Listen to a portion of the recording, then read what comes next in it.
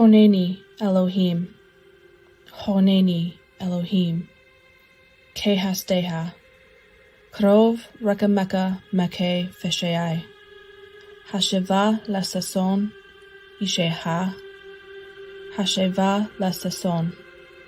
Days have turned into months, months into years, and after more than 300 years Yosef and his salvation of Mizraim have been all but forgotten. The cries and prayers of the Israelites now turn to the Holy One and his throne. Honeni Elohim. Amen. Hey. All right, man. Hey. So we're Home, starting, everybody. We're starting with what, chapter 7 tonight? Chapter 7, right? man. Can you believe it? We're flying through. We're like halfway through the series, man. I tell you what, people are excited, man. Have you been watching the chat? It's pretty exciting, man. I see that there's people that have been waiting. I didn't realize that I had gone, 5, almost 10 minutes over here. I see some familiar names. I see a couple names that I don't recognize. We got Andy Arc Builders in. We got Kelly Joe, Crystal. Okay. All right, man. Okay, so hopefully everybody listening in has caught up with the last two. Okay, so this is number 3. It's blurring for me, Jeff. Oh, I'm studying Exodus like crazy every night for weeks on end now, and it's I can't even keep up with what numbers what anymore.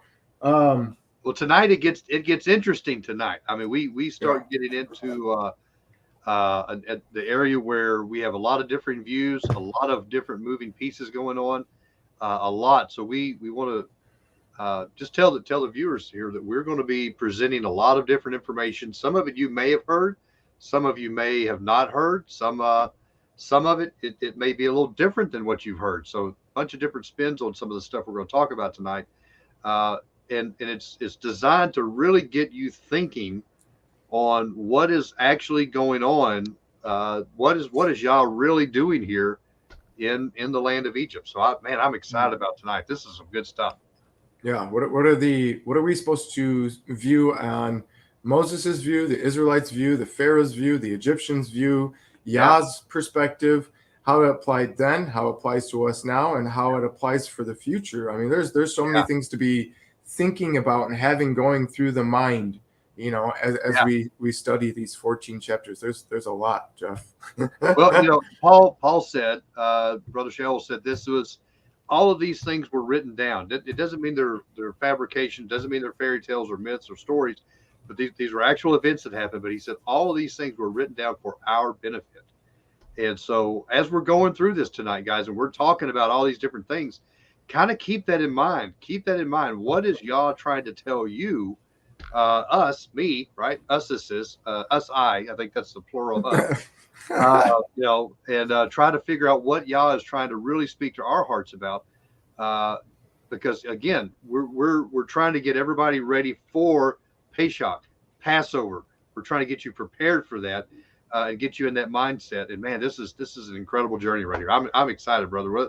Let's I don't know. Yeah, I'm ready to go too, man. It's about to get intense. But hey, real quick, since I forgot, my wife brought it up today. My daughter and I she wanted to do some color time after we did some book reading today and stuff. I was trying to split up study time and family time so I spend enough time in both.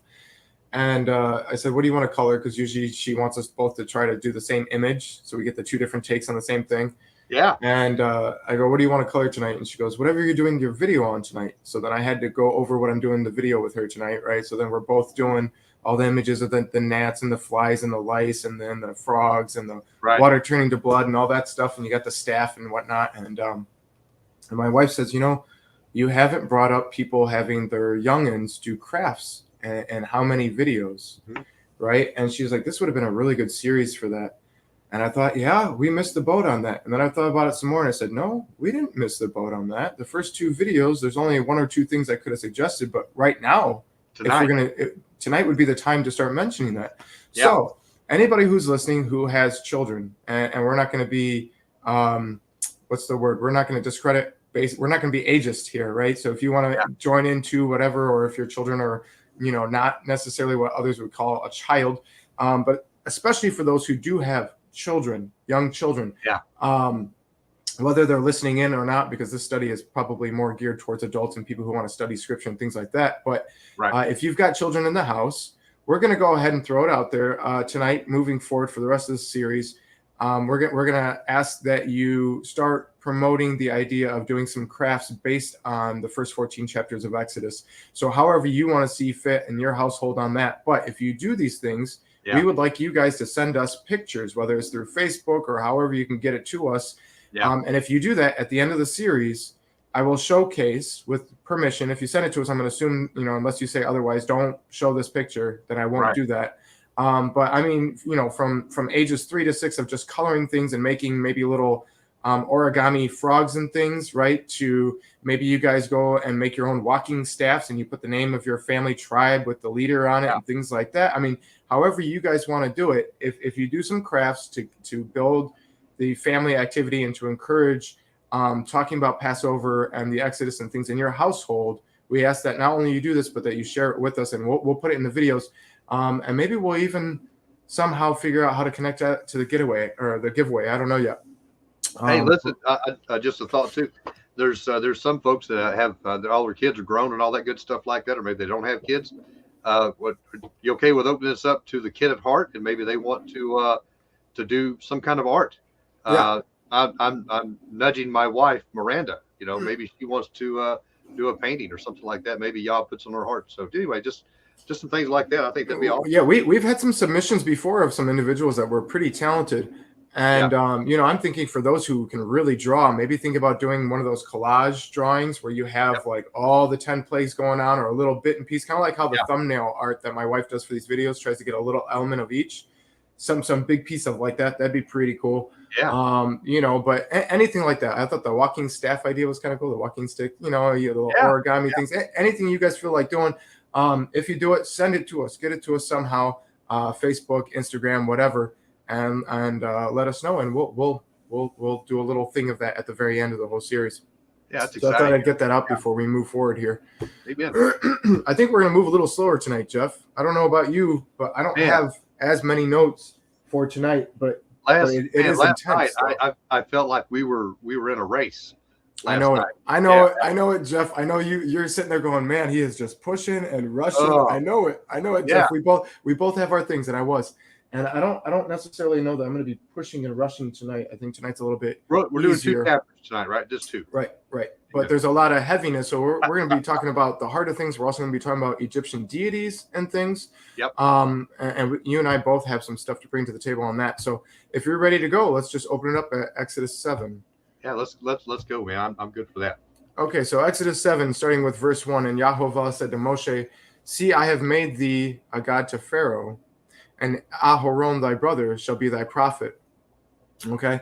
"Thou shalt speak all that I command thee, and Aharon thy brother shall speak unto the Pharaoh." Right. So we've talked about this before. It's going directly from Yah to Moshe, Moshe to Aaron, Aaron to the Pharaoh, that he send the children of Israel out of its land. So that whole imagery of it being Moses' staff and the scene coming up. Yep. We'll be discussing that, right? The Moses being constantly one saying, "Let my people go." If we look at the verses here, it says that Yah's telling Moshe, Moshe is telling Aaron, and Aaron's speaking forward. Okay, so then we have that verse again. "I will harden Pharaoh's heart and multiply my signs and wonders in all the land of Egypt." Should we stop and discuss that? Should we start right there?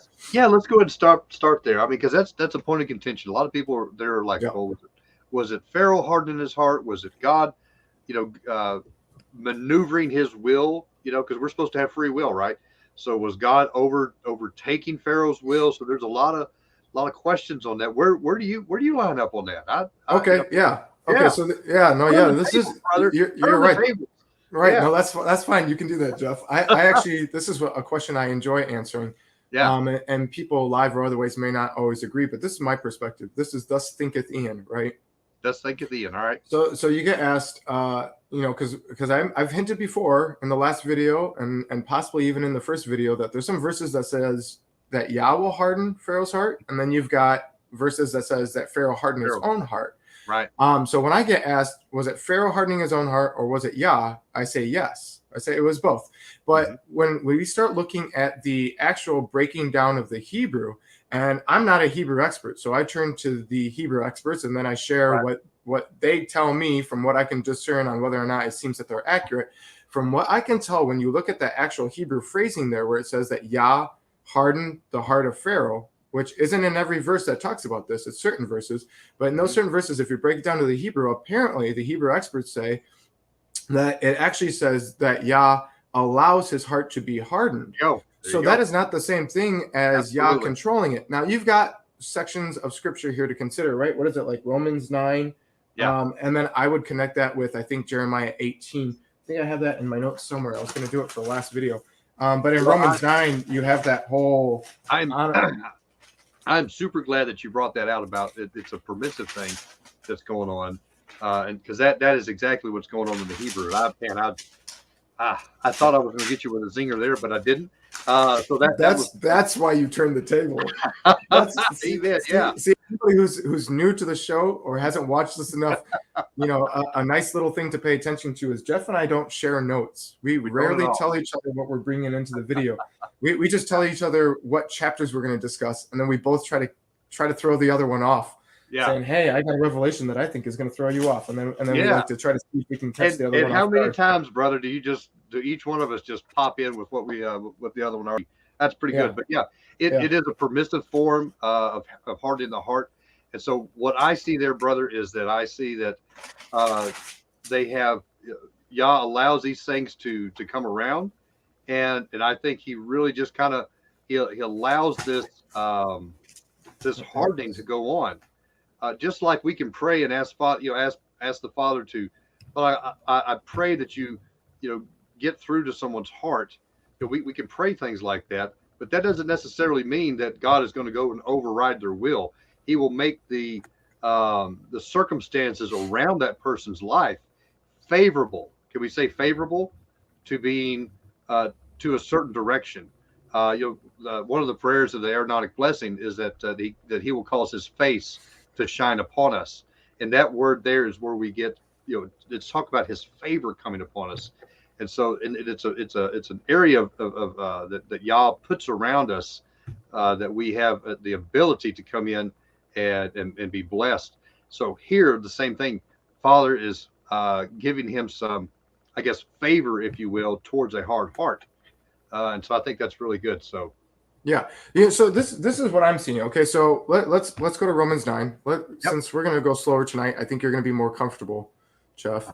So let's go to Romans 9 real quick, because this is a portion of scripture that is often misunderstood and argued about and interpreted and understood in different ways. So instead of just simply hinting at it, let's actually look at it for 2 seconds here. Mm-hmm. Okay, so we look at Romans 9. You go about halfway down, and you look at, they've got, as it is written, Jacob I've loved, Esau I've hated, right? What shall we say then? Is there unrighteousness with God? God forbid. For he say to Moshe, I will have mercy on whom I will have mercy, and I will have compassion on whom I will have compassion. So then is it not of him that willeth, nor of him that runneth, but of God that showeth mercy. For the scripture says unto Pharaoh, even of the same purpose I have raised thee up, that I might show my power in thee, that my name might be declared throughout all the earth. So you have a purpose there of all the nations, and that's something I wanted to get into a little bit later on tonight. But moving forward, therefore hath he have mercy on whom he will have mercy, and whom he will hardeneth, right? And then Paul goes on to say, thou wilt say unto me, why do you find yet fault? For who hath resisted his will? Nay, but, O man, who art thou that replies against God? Shall the thing formed say to him that formed it, why have you made me thus? Has not the potter power over the clay of the same lump to make one vessel unto honor and another to dishonor? What if God, willing to show his wrath and to make his power known, endured with much long suffering the vessels of wrath fitted to destruction, that he might make known the riches of his glory on the vessels of mercy, which he had afore prepared unto glory? Okay, and then he goes on talking about the Jew and the Gentile and things like that. So when you look at just those verses, right, there's a couple different ways to take this. You get the apathetic Calvinistic view, and they're like, see, it's preordained. There's nothing you can do about it. Right. And with that apathetic mindset, and I use the word apathy there for a reason, it becomes this whole understanding of why even bother. It's just meant about the predestined, aforetime, predetermined elect. Why even bother trying to save other souls? Why even bother trying to preach to anybody? And that's why often with the Calvinists, they have such a deterministic mindset that they're not worried about trying to reach anybody, because they figure whoever's God already knows who it is. And I'm not disagreeing that Yah knows, but the understanding that there's no point to reach. So they add that here. So I find it interesting that there's a segue here. Has not the potter power over the clay of the same to make lump of one vessel to honor and another to dishonor? So when you're reading this text and you read just that portion of scripture, right, which we tend to call that cherry picking, when you just pick that one section, whether it's one verse or a section, and you ignore the rest of the Bible, right? Now, we've been warned about Paul's writings, that they're hard to understand, that they're often misunderstood, and they're often twisted in things, right? Was it Second Peter that says that? Peter says that, Yeah. So we get warned about this, right? And churchianity tends to focus so much on Paul and not the scriptures that Paul was reading, that they don't even care to try to look at it through Paul's lens. They're looking at it through this preconceived lens that's already been given to them by their pastor, who's already gotten it from Bible college, who got it from the seminaries, from people before him, and it's been this passing down of a lens, right? But that potter over the clay, right? This is something that I've talked about in videos here at Take on the World TV with Jeremiah Dirt, as well as Vicky Joy. And for anybody who's not familiar with those videos, we went back to Jeremiah 18, where you have Jeremiah being told by Yah to go to the potter's house and to watch the potter and the potter wheel, which is going to come up again later on tonight, Jeff. Amen. Right? That's right. Right. So it's funny how it's been coming up a couple times in this show, in the first episode, and now again in the third. But Jeremiah goes and he watches, and this guy's making pottery, and Yah's telling him, don't you know that if he makes an error, he can fix it? It's up to the potter, you know, if the vessel is allowing him to do so. And he compares that to Israel with the father, saying, look, the father can fix this if you repent. Now, when Vicky Joy and I were talking about this, she said, don't you know it's so crazy we're talking about this? Because I hadn't prepared her either. She said, I just got off the phone with my friend who for 3 hours told me everything there is about pottery. And I was like, you know, she loves her friend, but she was like, oh my gosh, I don't care about pottery that much, right? Right. And we're doing the video, and she's like, oh my gosh, though, this applies. She goes, she told me you can always fix the pottery as long as it's centered. If it is no longer centered, then you cannot fix it. Right. So then when you start to apply that as a vessel who's trying to be shaped by the potter, the one, so you do have the control of the father, but you also have the partnering up of the vessel itself needing to be centered. If it's not choosing to be centered, and we do see that repentance is within our will. We are given that possibility. Right? We have that understanding. One of the things I used to do in street preaching and evangelism and in apologetics, I come head to head with a lot of atheists, and I wouldn't come head to head to argue, but try to reach them. And they'd say, you know, if your God's so loving and so wonderful, why did he let man fall? Why is there sin? Why is there all this evil stuff? And then they start bringing up straw man arguments that have nothing to do with why they're actually angry at God, right? Because it's a personal thing, not the starving kid in Kenya that's bothering them. They have personal anger issues, and they don't want to bring that up, because then they get vulnerable and they get upset, and they don't want to think about those things. Especially if you give them an answer to why they're upset, then they don't get that. I'll throw in another thing. Besides being centered, the clay also has to still be wet. If that clay dries out, you cannot do anything with it. So it still has to be wet. Now, I'm not talking about just like soaking wet, but there still has to be that washing of the word that goes on with that, and that's what helps the Father form us. So not only do we have to be centered, but we still have to allow that word to wash down upon us, and that water and spirit. Well, that helps us to be malleable, right? That helps us to be malleable, because when we get to that place where we think that we know everything, gosh, that's when we start to get dry. That's when we start to get burnt out, if you will. So there's areas of that. People always talk about that. Jeff, how can I keep from being burned out? Well, keep the washing of the word on, in that sense, in the clay. But if you're talking about fire, how do we keep fire going on? You have to keep adding logs to the fire, right? And so what is that? I look at that as service. When the priest would have their service about the tabernacle and stuff, how did they keep the fires going? Was it just supernatural? No, they had to go keep putting logs on the fire. That was part of their priestly service, was to keep putting wood on the fire.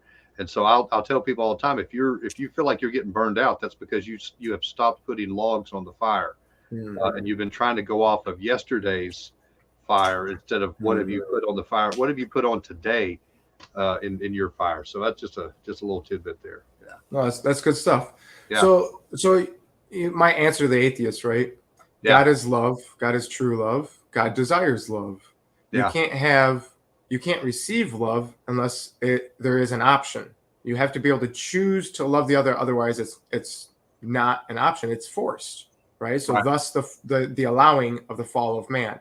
Thus there was an option even when man hadn't fallen. There was that option. He told him Yeah. not to do it, but the option was still there. Yeah. Then the option was chosen. So if you can choose love as an option, then that means that there's more than one option.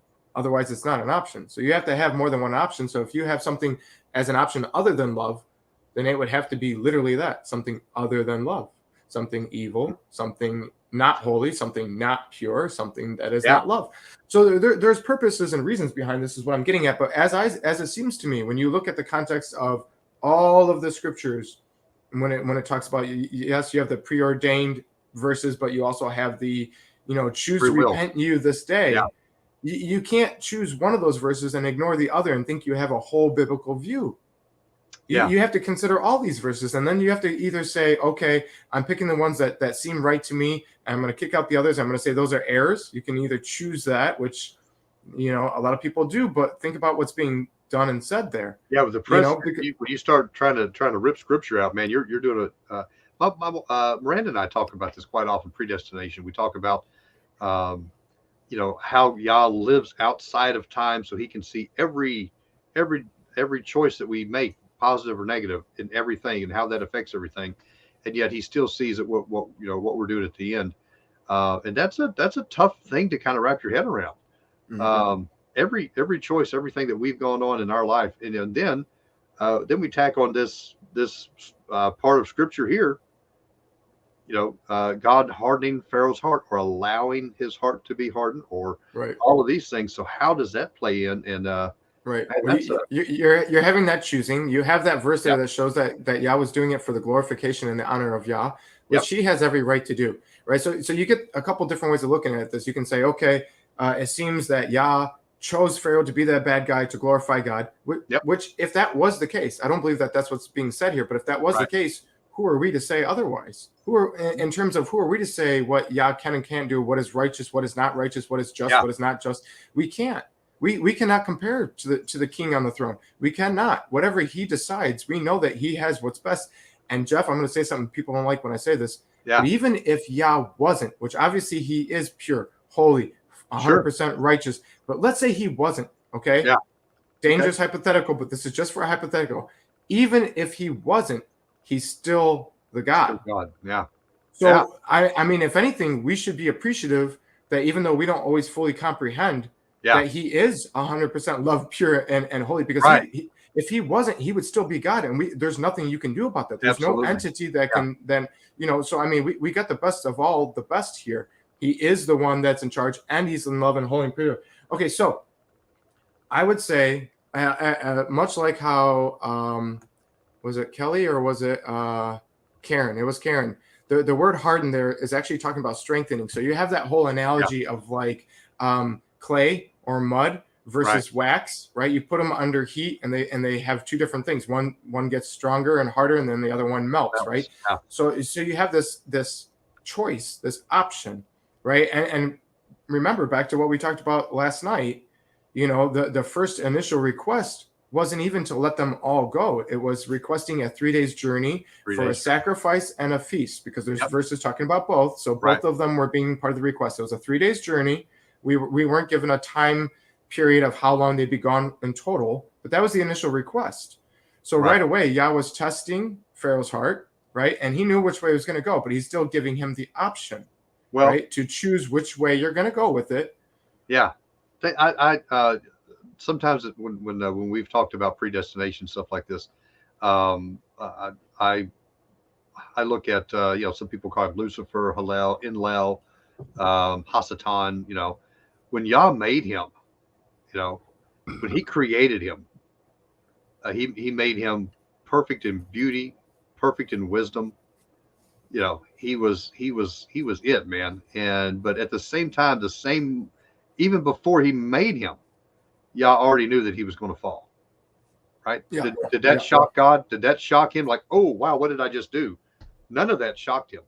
And I think that we need to get in our understanding is that, where the scripture says that God creates evil, right? Well, some people have a hard time with that.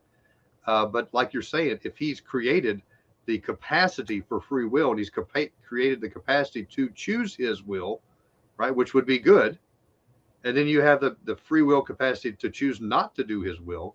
That would be unrighteousness, evil. And you're like, well, what, why can't I choose the other way and not be, well, you're not God. And just like you're saying here, even no matter how his way is, he is still almighty. He is El Shaddai. He is the God of spirits. He is the El Elyon, the God of gods. And we need to respect that. And so many times we try to think that we are more just than he is, because we're like, I wouldn't do it like this. Well, you don't have all the information. You don't see outside of time. You don't see all the little things, all the little nuances that are going on. And that is super prideful of you. This little tiny speck of nothing, right? If we can just say that, compared to Yah. And you think that you're more righteous, you're more able to show justice and mercy and love than he is. Come on. Let the air out of your bag there. So yeah. Well, I think a lot of times it's a subconscious thing. They're not actually realizing that is their mindset. It's just as simple of like, well, that can't be. That's an error, or you get the whole, oh, that was him back in the day, right? That's you get the Churchianity. I had a Bible study. I want to move on to the next verses here, but real quick, I had a Bible study once, Jeff, and this was before I realized the Torah was not done away with, even though I was eating clean, keeping feasts. Observing Shabbat, a lot of the main things that TO people identify as being how Torah applies to them today. I was doing those things, but I still thought Torah was done away with. And I was doing those things because Yah was telling me to do those things. And I went to a Bible study, and we were doing an Acts 5. Did I tell you about this? An Acts 5 study? They told us we were doing a Bible study. I brought my Bible. My wife brought her Bible. We each had a Bible and a notebook and a pen, and we were the only ones with our Bibles at this study group that we were told was a Bible study group. And instead of having Bibles, they actually had a book that they were studying, which they should have just called it a book club. And I told them that, not in a mean way, but at the end of it, I said, if you had told me it was a book club, I would have tried to get the book, not. I thought this was a Bible study, But they succinctly wrapped up Acts 5 in not even 10 minutes, and they said, man, I'm just so glad that was Yah of the Old Testament and not now. Right. And I stopped and I looked at them, and it was one of those moments that gears were starting to click for me in certain things. And I said, but this is Acts 5. And they said, yeah. And I said, yeah, this is Acts 5. I don't know about your Bible, but if you're going to split first and second part, this is after the split, Yeah. And I had this conversation with Chad Schaefer about that. I was like, oh my goodness, anytime anybody sees anything in Churchianity that doesn't fit their preconceived notion of who Yah is in this new covenant, they just consider that the old thing. You start showing them Paul doing Torah sacrifices, not for sin atonement, but for other reasons, according to the Torah. Oh, well, he just hadn't got out of the system yet. Well, then why didn't the scripture tell us that? He was faking it. He was lying to him to get off his back. Come on, that's what they say, man. Okay. Don't get me started, Jeff. Let's move forward. Let's move forward. That rabbit. Let's go on. There we go. Don't get me going here. We'll be stuck all night talking about if the Torah is done away with or not. There we go. Yeah.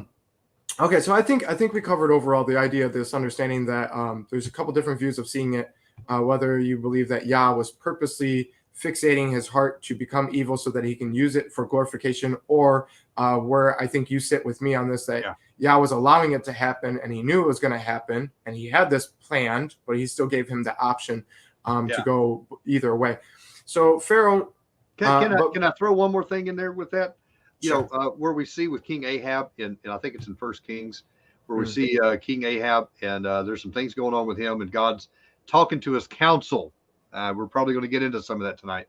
God's talking to his council, or former council members in this case, but talking to his council, and he says, hey, any ideas, guys? That's Jeff Brand's loose translation. And there's a lion spirit that raises his hand and said, look, I can go cause some lies to go around him. I'm wondering, in conjunction with this, allowing his heart to be hardened or strengthened to a certain position, does he allow some of these lying spirits or some of these prideful spirits or some of these different things to encapsulate around him to help kind of move him in a different direction? So I just wanted to throw that out there because sometimes we think everything is just, I don't know, a certain way, but God, listen, there is a supernatural, there's a spirit world that we typically don't think of. That is very prevalent. Yeshua said that the things that are unseen are more real than the things that are seen. So we got to think of that. So amen. All right, brother. Okay, so moving on to where we're at, 7:4 here. But Pharaoh shall not hearken to you, right? Again, and this is not the first time, right? We've mentioned Over this and how over. many times, Jeff? Yeah, I That think Yah is 5 making it times. clear to Moshe Yeah. over and over again. We're talking back at the mount, you Yep. know, and he's telling them all throughout the process what's going to happen. And then every time it doesn't go how Moshe was hoping, he's like, what's going on? Which is why we're in chapter 7 here. Moshe said in the last chapter, why are things getting worse? So the Pharaoh shall not hearken to you, that I may lay my hand upon Mitzrayim, Egypt, and bring forth mine armies. Right. Okay. And my people, the children of Israel, out of the land of Egypt by great judgments. Okay.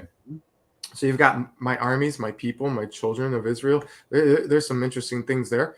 And the Egyptians shall know, right? So we see that some of this is for the Egyptians, shall know that I am Yahovah, when I stretch forth mine hand upon Egypt, Mizraim, and bring out the children of Israel from among them. So we're going to see here that it doesn't say throughout the process, but the Egyptians will know once it's all said and done. Once the children are out of, once Israel is fully, completely out of Mizraim, out of Egypt, then the Egyptians will know. You see?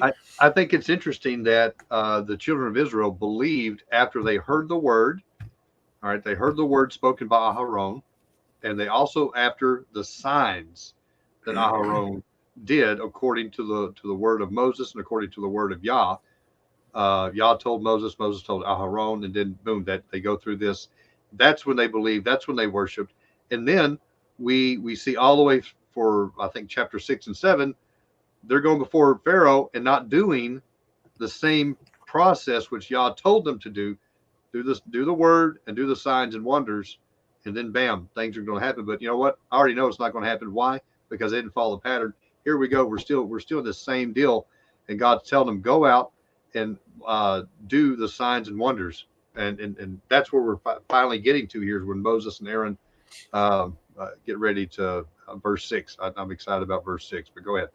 Moshe and Aharon did as Yahovah commanded them, so did they. Yeah, and you're right. And we talked about this last video, and I think I don't know if we talked about it in the first video or not, but talking about how that first time that they came before the Pharaoh, like you said, they weren't doing the signs, and you and I are both thinking this is something that I wasn't taught growing up. This wasn't something that I was even really recognizing until this study the past couple of weeks. I'm starting to look at it and I go, oh my goodness, they didn't do any of the signs the first time they came before the Pharaoh. You know, and we talked about that a lot last video. For anybody who wants to hear that more in depth, go check it out. But this verse kind of seals the deal, doesn't it? They did as Yahovah commanded them, which you don't see being said before this verse. Right? Exactly. Right. Yeah. Right. So it kind of emphasizes that point that we had discussed last video. So Moshe was 80 years old. That's 80, right? 4 sets of 20. And Aharon, being the older brother, was 83, so 83, when they spoke to Pharaoh. So again, we have another timing clue, right? So we see, according to Acts 7, Moshe was 40 when he killed the Egyptian and fled to Midian. We don't know how long it took him to get to Midian. We don't know how long before he had children in Midian. We don't know how old his children were when he had to do the emergency circumcision that we talked about yesterday. Right. Or was that no, that was yesterday, right? Yeah. Jeff, it's all blurring. It's all blurring, Jeff. Yeah. But so we've got that. We're finishing that second set of the 40, moving forward into the third set, right? We talked about how Moshe's life can be broken up into 3 sections of 40. Real quick, fun little quote here from. Well, maybe it's not a perfect quote. Maybe I should say, what is the word when you quote, but it's not perfectly worded? Maybe a paraphrase. Yeah, paraphrase. That is. Okay, so Moody, right? I don't know how you feel about Moody, but when I went to Nazarene Bible College, Moody was one of the ones that they constantly were shoving down our throats, and some of this stuff was good. So I'm not good stuff. I'm not saying it's negative, but anyway, so Moody said, Moshe's life can be broken up into 3 sections of 40. He said 40 years Moses thought he was somebody. He said the second set, 40 years, Moses went back into the back of the desert and thought he was nobody. The last set of 40 years, Moses got to see what Yah can do with nobody. So you get to see, the different thing. I thought that was a neat little quote to bring up before we keep trucking through here. Yeah, another thing to bring up is the age of Moses and Aharon and even Miriam. Comparatively, the lifespan during this time was about 30 or 40 years old. So you're already seeing the hand of Yah on these people. I mean, gosh, we have pharaohs that are only living to be in their 40s. Yeah. So this is that's something true. else to really kind of grab a hold of here, is that not only are the children of Israel and the Egyptians seeing these people that should be technically dead. I mean, they're going to be revered just because of their age. So I don't know if you've ever thought about that, but that's something else. Gosh, they're twice as old right now that most people when they die. So they're already going to have some perception about them. And so I kind of think, not talking with Pharaoh, but the Egyptians, Right. they're seeing Moshe and Aharon and sometimes even Miriam go up and talk to Pharaoh and talk to, they're seeing them around town and stuff. Just that in itself is showing some of Yah's power, because people during this time are not living that long. So I don't know if you've ever thought about that, but that's another little tidbit. A little bit. I'm glad you brought it up, though, because that's not something I was going to bring up. But we know that not only was Aharon older than Moshe, but so was Miriam. Yeah. I mean, call back to the first video. She's the one that stood by watching the basket that was, I believe, sitting still in the reeds and not floating down. That. Yeah. Anybody who doesn't know what I'm talking about, that's the first video. You've hooked me on that. I'm there now. That's some good stuff. Okay, so moving forward, we have Moshe 80, Aharon 83, something to picture, and maybe they don't look how we see 80 and 83 now. Sure. But this is also after the flood. It's not the same as before the flood, how 80 and 83 would have looked. So we need to bring it in on that pendulum. They didn't look like they were in their 20s, okay? Yeah. Maybe they weren't using canes to walk in, obviously, but anyhow, so Yahovah spoke unto Moshe and unto Aharon, saying, when Pharaoh shall speak to you, saying, show a miracle for you, right? So it says when Pharaoh asks for a miracle, which is interesting, right? Because a lot of people don't think about that either. Here, I just like to point this out. This is a word of knowledge. I'll always like to pop out where we see some of the gifts of the Spirit operating in what we consider the Old Testament or the Tanakh. This is a word of knowledge that Yah is giving to Moshe and Aaron, that, hey, he's going to ask you this. And when he does, this is what you do. This is a classic example of a word of knowledge. Carry on, bro. I just want to throw that out. Okay, so when the Pharaoh speaks unto you, saying, show him a miracle, I out of all the Exodus movies, and I watched one last night. Yeah. Which one did you watch? Okay, so I watched one of the Hollywood ones, which was better than what I thought, but it was still was it the newest one, the Gods of Men, or Gods of Egypt, or something like that? Gods and Kings. Christian Bale. I had never seen it before. He's walking around. He looks like he's just like on drugs or something, just hearing God. No. Well, they had the little boy being the messenger of Yah, and I think that was one of the most things that really bothered me. On top of the fact that he wasn't going in and out of the Pharaoh's court, making these and we'll talk about that a little bit tonight. Not so much that movie, but the atheistic and secular viewpoint, because we need to attack those things. We need to show what is being said and why that is not the case. But out of all those Exodus movies, Jeff, do you ever remember it starting out with scene one where they finally do the showdown, which they usually do the first time? They don't do it as a second visit, right? And we talked about that already last video. But not only do they not do it a second visit, but when have you ever seen the Pharaoh demand a miracle? Do you ever remember that? Never. I don't think they've ever done that. That's a big deal too. Yeah. But here we see that the Pharaoh's going to request it. Again, might not have been the case had they done the commands first time go. Well, if you look at it like this, if we go back to chapter 7, right, or 6, we're in 7. Yeah. If you go back to chapter 6, when they do come to him at first, he's like, well, who is this Yehovah that I should listen to? Who is this God? And so now that would have been their time to do it. That'd been the time to do it right then, right? Yeah. So they're coming back now, and there's and Pharaoh's like, okay, guys, this is round 2. You didn't like this, the bricks without straw thing. Show me a miracle. Yeah. Prove to me that this is not some kind of little God that you bought at the Dollar Tree, right? That shakes or smells good when you hang in from your rearview mirror or something like that. So show me some stuff with this God. I think he is trying to, Pharaoh has been raised all of his life that his gods are the gods, right? He believes that he is the son of Ra. He is Horus incarnate. I mean, we're going to get into all this stuff here in just a second, but this is him saying, okay, you say you've got a God, show me. He's from, actually, I don't know if you knew this, but Pharaoh was from Missouri. And if you knew that, he's from the show me state. I'm just kidding. So he's from the show me state. So he's saying, show me this miracle if you really have a God. So that's kind of where we're at there. Okay, Yeah. so Yeah. So when Pharaoh requests the miracle, that's when Moshe is to nudge Aaron and say, take your rod. Again, this is Aaron's rod. Again, not what we normally see. Right. And cast it before Pharaoh, and it shall become a serpent. Hold it, Jeff. I know you want to get into it, but just hold it. I'm not. I'm waiting. Okay, because we'll get there. Being patient. Being patient, brother. The chat tends to be chomping at the bit the past couple of videos too. Are you going to get into this? Are you going to get into this? Oh yeah, we're coming there, man. Hold up. Just let us get there. Yeah. Okay. So Moshe and Aaron went unto Pharaoh. Okay, so they're going into the court second time, and they did so as Yahovah had commanded. There it is again, Jeff, being reiterated here. They're now they're actually doing what they're told to do.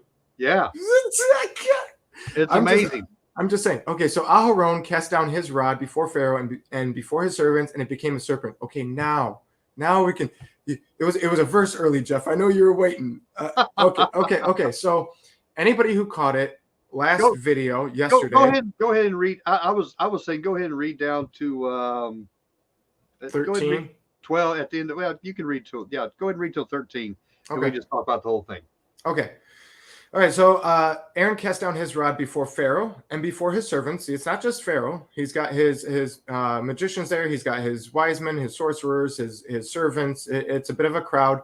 And it is also possible, as we mentioned in the last video, that perhaps Moshe and Aharon have the elders with them. Remember, it says that as Yahovah had commanded. So I would argue for not only just yesterday's video in chapter 6 that we know they were there, but I would say that for sure.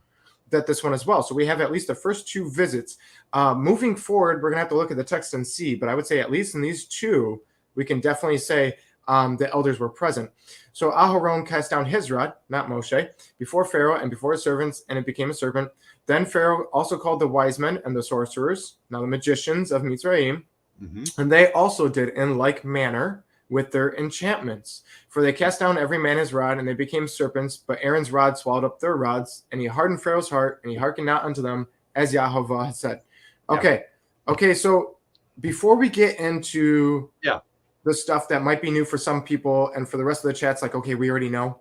Before we get into that, I want to mention some things about the average known common view. Sure. Can I do that before we get into the? Yeah, because I think I have some stuff to say with that. You may hit it, but let's go with that first. Okay. So here's the thing. First off, my daughter and I didn't go looking for this, Jeff. My daughter and I were watching some shows, and she's got a show that she likes to watch where it's a Christian show. It's a dad and his children, and they go into the wilderness of California, and he's grabbing all kinds of reptiles and lizards and snakes and things. And he, some of them he lets the little ones be with him, and some of them he's like, no, you need to go away. This is not safe, Right. And he'll show you how to handle things, but he's talking about each one and what makes them different and their coloration and if they're used to that area and all that stuff, right? So my daughter loves watching survival stuff, nature stuff. Yeah. And it's like that stuff and biblical stuff. I don't really let her watch much other than that. And we're watching it, and the guy said something peculiar, Jeff. I didn't know if you're familiar with this, but he said that he was like, now this here is the king cobra of California, blah, blah. And he goes, now a king snake is a snake that eats other snakes. Yeah. I didn't know that, Jeff. He said that the only time you can call a king snake, a king cobra, there's a couple different views, a couple different snakes that are called king whatever. But these are the only snakes that eat other snakes. The other snakes don't do that. Yeah. So I thought that was interesting. I don't know if that dates back to this, if people thought back to Exodus when they saw a snake eating another snake and they said, the snake of the king that eats other snakes. But that's what was going through my head when I was watching this. I was like, I wonder if that's connected, if that's where the etymology for the nomenclature of king cobra comes from, is they saw a snake eating another snake. They realized all the other snakes don't do it. And they say, you know what? The king of kings, his snake ate other snakes, right? Yeah. Okay, so I wanted to bring that up. And then real quick, this doesn't really connect to this, but I don't know if you and I will ever do Genesis 3. Maybe we should. I was at my work a few weeks ago. There's a guy there who's a snake enthusiast, Jeff. Like he's big into, he goes to reptile things. He's got, I don't know how many snakes. I've heard all the different workers say different numbers, anywhere from 6 to like 40. And I don't know what to believe. I just know he has snakes. Okay. And he wears snake shirts like all the time at work and stuff like that. And from what I understand, he's not a believer. I don't know if he'd consider himself atheistic or agnostic or whatever. But he's one of the few non-believers in my work environment. And one of the guys who likes to talk scripture weird stuff with me all the time pulled him over and he said, "Hey, come here. I want you to tell Ian something." And he goes, "Okay." Because he knows he's about to use a non-believer to argue something scripturally, right? Right. And so that my buddy goes, "Okay, tell him about hip bones and snakes." Do you know about this, Jeff? Oh, yeah. Oh, of course you do. All right. Well, anyways, for the listener. No, go ahead. Go ahead. No, I don't. Of course you do, Jeff. Yeah. I'll get you some point tonight. I'm going to get you, man. I'm going to get you. Okay, so because I thought to myself, I said, I wonder if Jeff knows this. When I first heard it, I was like, I got to go to him about this. Yeah. So he goes, there's hip bones in certain snakes. And I said, what? And my buddy goes, well, you know, I believe when you look at Genesis 3, it talks about you now have to sliver on your stomach that it used to have limbs. And I said, I agree with that. And then you've got the serpent seed people that are like, oh no, he became a Ken doll. Let's just keep it real PG. He became a Ken doll, right? And I disagree with that. And you and I have discussed that in the Gen 4 thing. And anybody who wants to know about arguments on that, we real quickly touch on like multiple reasons why that should not be considered in our Gen 4 videos. Not going to go into that tonight, but anyways, he said certain snakes have hip bones that are now considered vestigial because they don't have any legs. Right. And it's positioned exactly where it would have legs. Where it should have been. Yeah. If it would have had legs. And it's not all snakes, Jeff. Right. It's certain ones, right? And I can't remember if it was all boas or if it was all pythons. Because he told me, he said it's all boas, right? And he said no. And he said it's all constrictors. And he said no, but it's all pythons. Something like that. But anyways, certain snakes actually have hip bones. I thought I'd bring that up since we're talking about serpents and things like that. Okay, Jeff. I've got something right here too. Okay. So we do have there are other opinions of this. Some people are saying these are just sleight of hands, things that are going on with Moses's rod and the magician's rod, or excuse me, Aaron's rod and the Egyptian's rod. They think these are sleight of hands. This is like David Copperfield or David Blaine or somebody like that. These are just tricks. These are parlor tricks. I would argue that these are not parlor tricks that are going on, even with Pharaoh's magicians. I'm going to tell you guys, there is a real supernatural thing that the other side has, and they don't mind showing off their power. They don't mind showing off things. There's whole countries that are massively afraid of voodoo, massively afraid of curses, like in Haiti and different places, Jamaica, and different places like this. They have seen the power of the if we can call it the dark side or the enemy side, and they respect it. Here I think that we see that Pharaoh is very confident, right? He is confident. Verse 11, then Pharaoh called the wise men and the sorcerers. Then the magicians of Egypt likewise performed. So we have the wise men, right? We have sorcerers, and then we have magicians. There are three classifications that he calls, and each one of these different classifications throws down their rods. So if you look at it, the wise men are like on top. You got the sorcerers, then you have the magicians, or maybe it's the other way around, however you want to do that. But there's three different levels of these people that are into sorcery or into the black arts that Pharaoh has so much confidence in. He's called them the greatest to the least in his eyes, and they're all able to duplicate what, to some degree, what Aaron did when he threw down the rod. And I really felt that that's necessary, because we live in a day and an age when we just discount anything that's supernatural.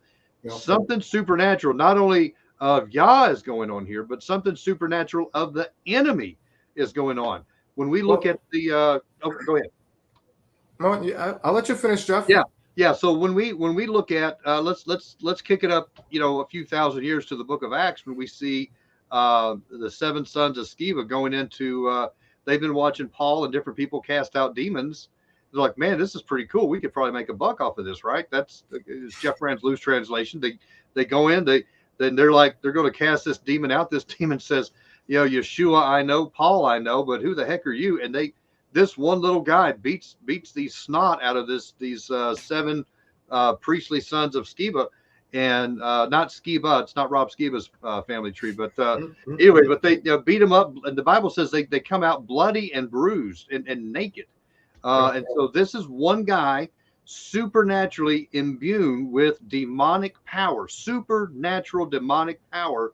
And we have authority over those things through Messiah and through Yah.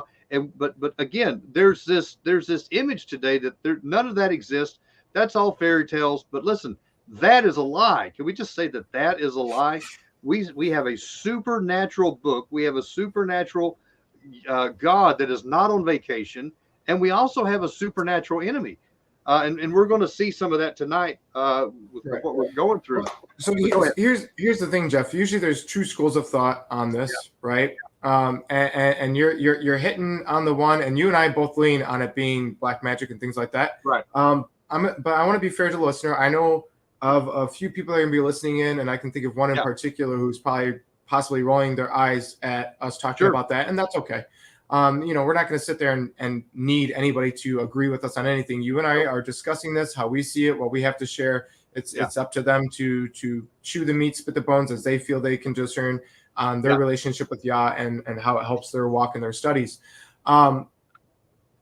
So you have the two different schools of thought, because we do have records of in Egypt at that time, dating before this, dating after it, no matter what view you have of the timing of Exodus, of the ability to put the snake in a catatonic state, thus making it frozen stiff, tossing it down, and it becoming animate, right? If you knock it out of its catatonic state, right?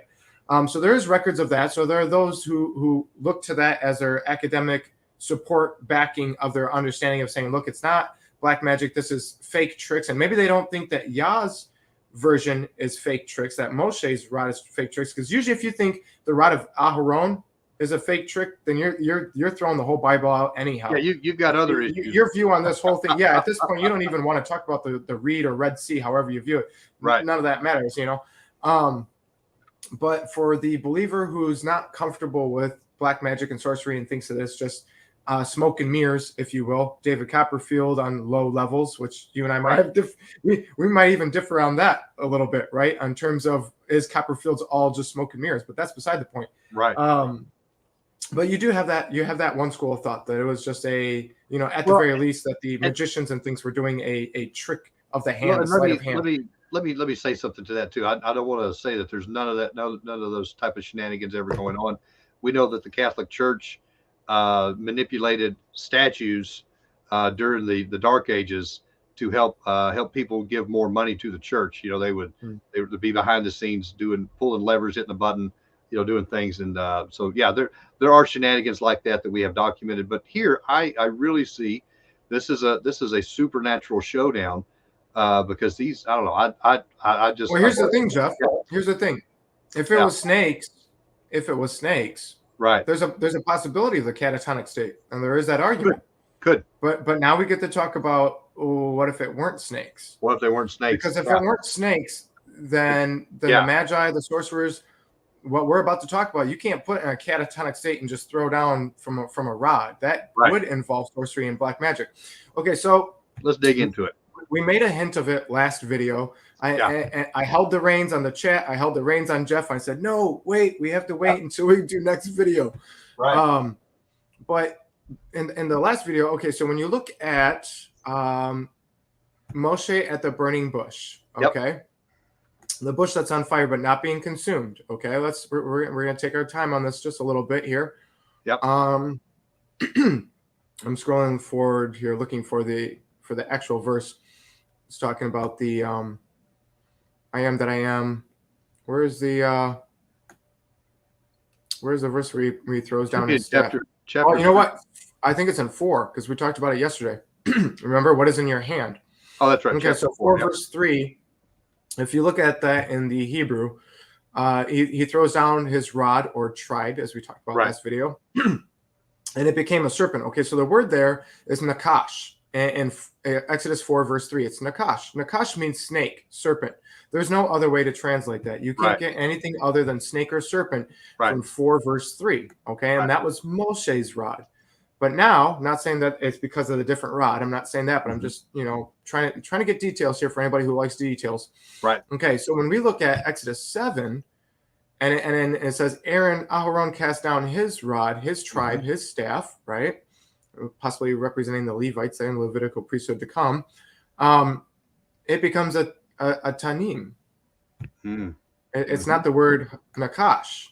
Okay, different word altogether. Now this is a word that Jeff and I have studied before separately because Jeff and I like weird things where the Bible talks about mysterious, mythical creatures and things that the Western part of the world, along with black magic and sorcery, throw out the window as fairy tales nonsense. You know, they think of certain things that the Bible talks about, and they say, no, it's not saying that. It's using poetic language, because that's, Jeff, can I say this real quick before we get into it? Yeah. From what I see, usually the individual who says, you're reading too much into the mystical, you're making it what it's not, you're trying to make this fairy tale, quit trying to add to the scripture. This is a simple, it's good as it is. Why are you trying to change it, Ian? Why are you trying to make it more mythical? You're going to turn people away from this. You're making it a fantasy book, and then they're not going to believe anything else. Okay, first off, typically those individuals that think that have never experienced a miracle. Amen. Yeah. Typically, people who have experienced that have not been healed in a way that you cannot deny that it wasn't a natural thing. Okay, I've had miracles and healing where right before your eyes, and it does not make sense. This wasn't one of those, oh, God rapidly sped up the healing process. This is finger looks like it might have to be amputated, and it's black and purple, and then goes back to normal color within seconds. That is not normal. I have seen demons casted out. I've seen faces push out of stomachs, out of a stomach in particular, right? I have seen some things, okay? Typically people who don't want to consider the fantasy, the supernatural, stuff like that, and they want it to stay comfort, they're used to churchianity. They're used to the pews, Jeff. That's why a lot of the Western world says, you know, they have, you know, their false gods and stuff, but it's not like there's actually demons powering those things. It's just they're because that's what they're used to, Jeff. That's what they're used to. And when you try to point out and say, okay, well, fallen angels mated and had giants, even if they can accept that, and you say, oh, look, the Red Sea or the Reed Sea split and they walked down dry ground, the Jordan River, you've got manna flying down from heaven, you got all these supernatural things, and they say, but that was then. This is now. As if Yah changes, right? Doesn't it say Yah doesn't change? Amen. Look at the end of the book, Jeff, because we're going to be talking about that tonight too. We are. So here's my point. You know, maybe Jeff and I aren't right about every little weird thing. Okay, it is what it is. We're going to see what we see, and we're going to share. And we believe that we've got things right. And you know, if we get corrected, we get corrected, whatever. But to knock all of that out and dismiss all of it and say all the weird things aren't true, I would say that comes from a place of not experiencing the supernatural. I would say you are not ready to be uncomfortable in a spiritual realm, and you might want to start tucking in the back of your head as the possibility of that to come. You see what I'm saying? Because as things are going to progress, there's a possibility you might start experiencing things that are going to shake your whole world if you think that God is done doing the supernatural, if you think Yah doesn't do those things, if you think the Bible is meant to be just simple, cut and dry, there's no black magic and sorcery. Because we're going to be talking about that tonight, Jeff. We're going to be talking about black magic and sorcery. It doesn't end at just these verses, Jeff. It goes on in 7 and 8. We've got multiple examples of this. Okay, so Tanim, Jeff, right? You pull that up. I just want to throw this out there, brother. We like the zeet seat of the Bible. Yeah, like the fringe. We are. Fringe.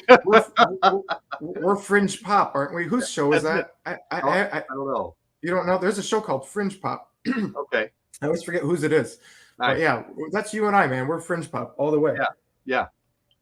So we see. Let's for the viewers. Let's talk about Tanim.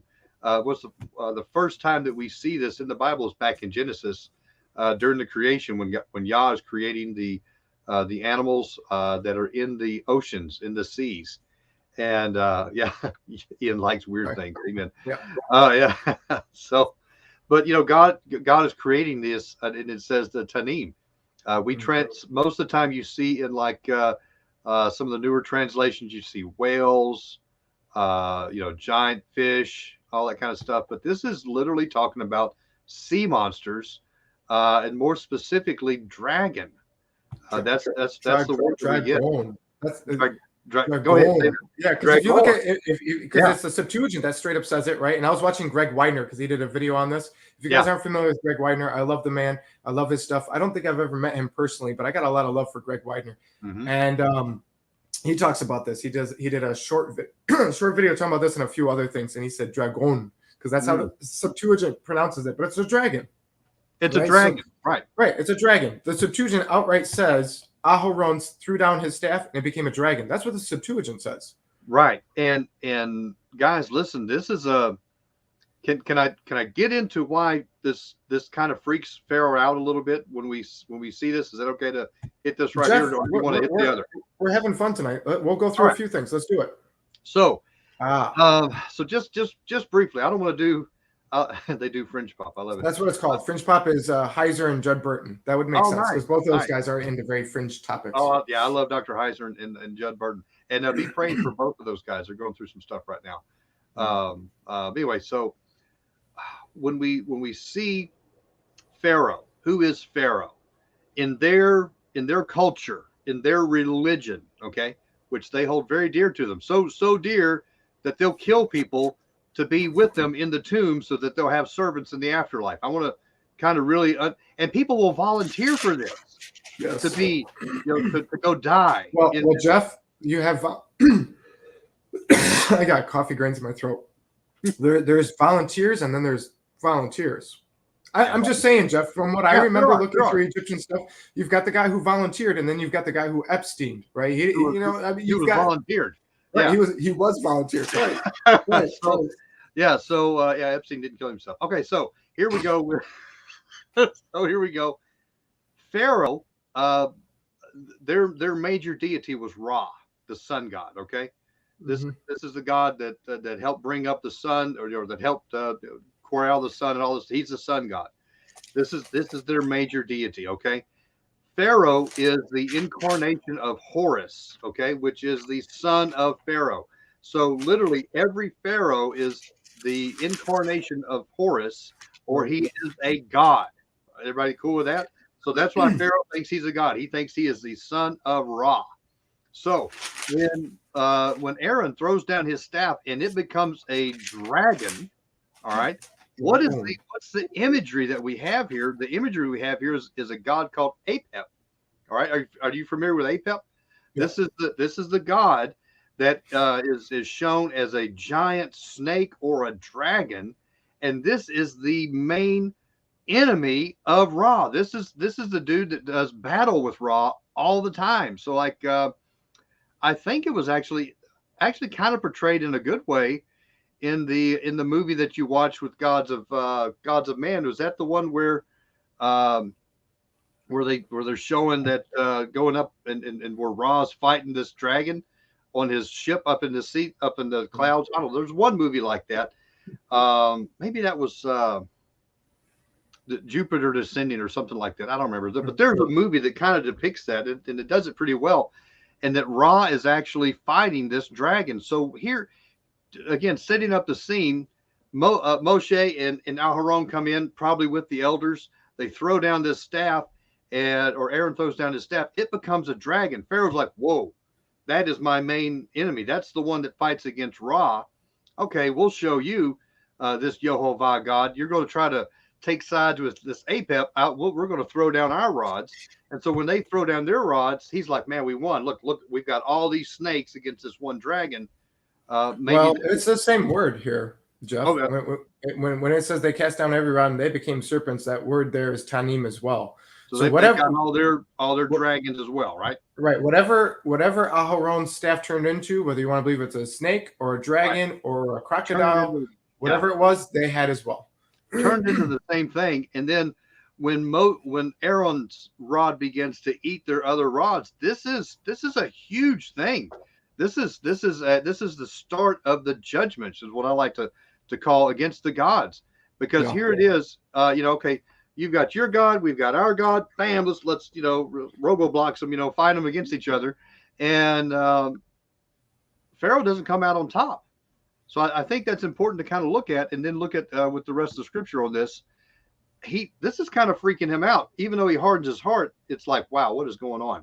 So again, that's the typology that we see here, is that this is the direct assault on Ra, which is their supreme god. And of course, we see that at the end of the plagues too. Yeah, there's multiple things here. You're having an attack of their gods. You're having an attack of Pharaoh as a god being represented here, right? Mm-hmm. So what are your views, Jeff? When you see dragon, are you thinking crocodile, or are you thinking like some kind of? Are you thinking crocodile? So I don't know if you noticed, but in the thumbnail, I told my wife, I was like, you got to get a crocodile in there somewhere. I said, I don't care where. It'd be nice if it's like facing the serpent, you know, so it looks like it's, because I wanted the two different schools of thought being acknowledged there in that imagery. Well, and it goes both ways. It goes, some people believe dragons. Some people believe that the it's like a what do they call their crocodiles over there? That right now just escapes me. They call it something a little different, but it is like. But it comes with the understanding of monster. Yeah, land monster. These things can get up to like 2,000 pounds. They're huge. Yeah. Well, you got to think too. Let's pretend things haven't gotten smaller over time. Should we do that, Jeff? For the listener who doesn't want to think that maybe they were bigger. If we're going to go off of what it is now, right? You've got some pretty big crocs that come out of that area. Right. But up to even 20 plus feet. There's certain types of crocs out there in the Nile of today, right? So mind you, if you're like me and you think maybe possibly when you go back thousands of years, not hundreds, but thousands, you start to see things a lot bigger, right? And of course, this isn't the same as before the flood, when crocs were who knows what size back then. I mean, they had freaking armadillos the size of a VW bug before the flood. We have exoskeletons of that, and you know, butterflies and dragonflies that you wouldn't be able to take out with a tennis racket now. It's insane. Yeah. You know, creatures that would not be able to breathe now in this world based on the oxygen levels that we have and things like that. But with that being said, we're looking up to 20-foot size crocodile monster things in the court, right? So here's a few things being communicated. First off, I wanted to mention the Temple of Kombo. Okay. Kombo. Okay, that's Komombo. That's what I wrote down. Maybe I misspelled it. I wrote down a lot of Egyptian stuff the past couple of days, Jeff, and I'm not going to claim, just like how I say I'm not an expert on Hebrew, I am not an Egyptologist. Egypt is not something I tend to study often. So there might be listeners who are like, man, he is butchering this, butchering that. Just bear with me. Put things in the comments if you need to. I'm doing the best that I can, but I'm sharing what I believe Yah's telling me to share, okay? Yeah. So you have the Temple of Kombo, right? And that's all about crocodiles. And you have their crocodile-headed deity representation there. We're going to be talking about the heads here a little bit tonight, Jeff. But one of the things I wanted to mention was, the crocs typically came out of the Nile. Okay, so in this position, we're having not just Ra, not just the Pharaoh, but you have the Pharaoh, the Magi, the priests, the Nile, right? And the Pharaoh, his people, his magicians, and the Nile were considered the three pillars of Egypt. This was the three pillars of the Egyptian society. These were the three that you could not touch. These are the three that you were not allowed to deface in any way. These were the three you cannot say anything negative about. You didn't question, right? I mean, this was the source, the Nile, the magicians, and the Pharaoh, and they're all being confronted in this showdown along with everything else. I mean, and overall, and a lot of the studies that I did, it seemed to me like America's got the bald eagle. You've got other countries that have like the bear and things like that. You have this animal as the image. It seems to me back then, the image of Egypt was a crocodile. It was. So if we're looking at crocodiles here, Jeff, it's an attack on Egypt as a nation as well. Mitzrayim. So you have, I mean, very first showdown, you've got the Pharaoh, the Nile, the magicians, the overall god, the crocodile god, and Mitzrayim as a whole, all being confronted at once. And you have Aharon's one staff versus the many. You have the multitudes. It looks like the Israelites and their God are outnumbered. This is many gods versus one God. This is a nation of the slave taskmasters versus the slaves, right? So it's easy for the Pharaoh's servants watching to think we've got this. I would also like to tie this in with back to Babel, just real quick, as we start with all these different gods and everything, because some of the viewers may think, okay, well, it's their gods, it's their fairy tale creations that are in their head. We see back at the Tower of Babel where Yah is going against some of the Elohim that are in his council. Guys, if you've never ever heard of this, I highly recommend. Dr. Michael Heisner has some books unveiling the unveiling the veil, or behind the veil. What is his book? I forget. But anyway, he has a great book on some of this stuff where he talks about the council of God. Dealing with Psalms 82 and different things like this, where Yah actually has a council of Elohim. They are not Yehovah. They're not gods in that sense, but they're created beings that Yah has set up. And during the Tower of Babel, we see that God's like, okay, you guys want to get worshipped as gods? We're gonna start some judgment with you. We're going to divide up the nations, and each one of you are going to be like a principality over a region.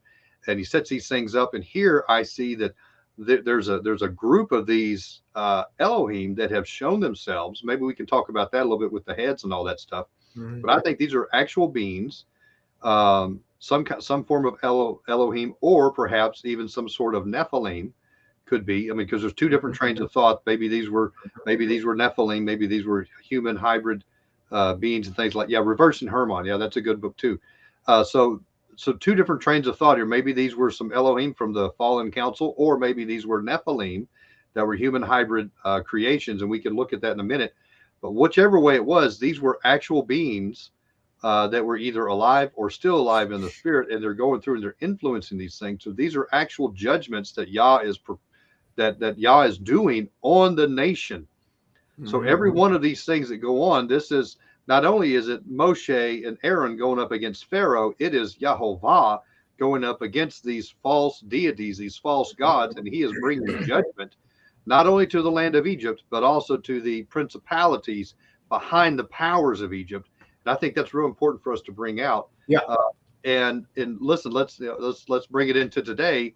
How about what kind of influence do we have over the United States, or where you're living at? Maybe you're in Australia, maybe you're in Europe, maybe you're in Germany, maybe you're wherever.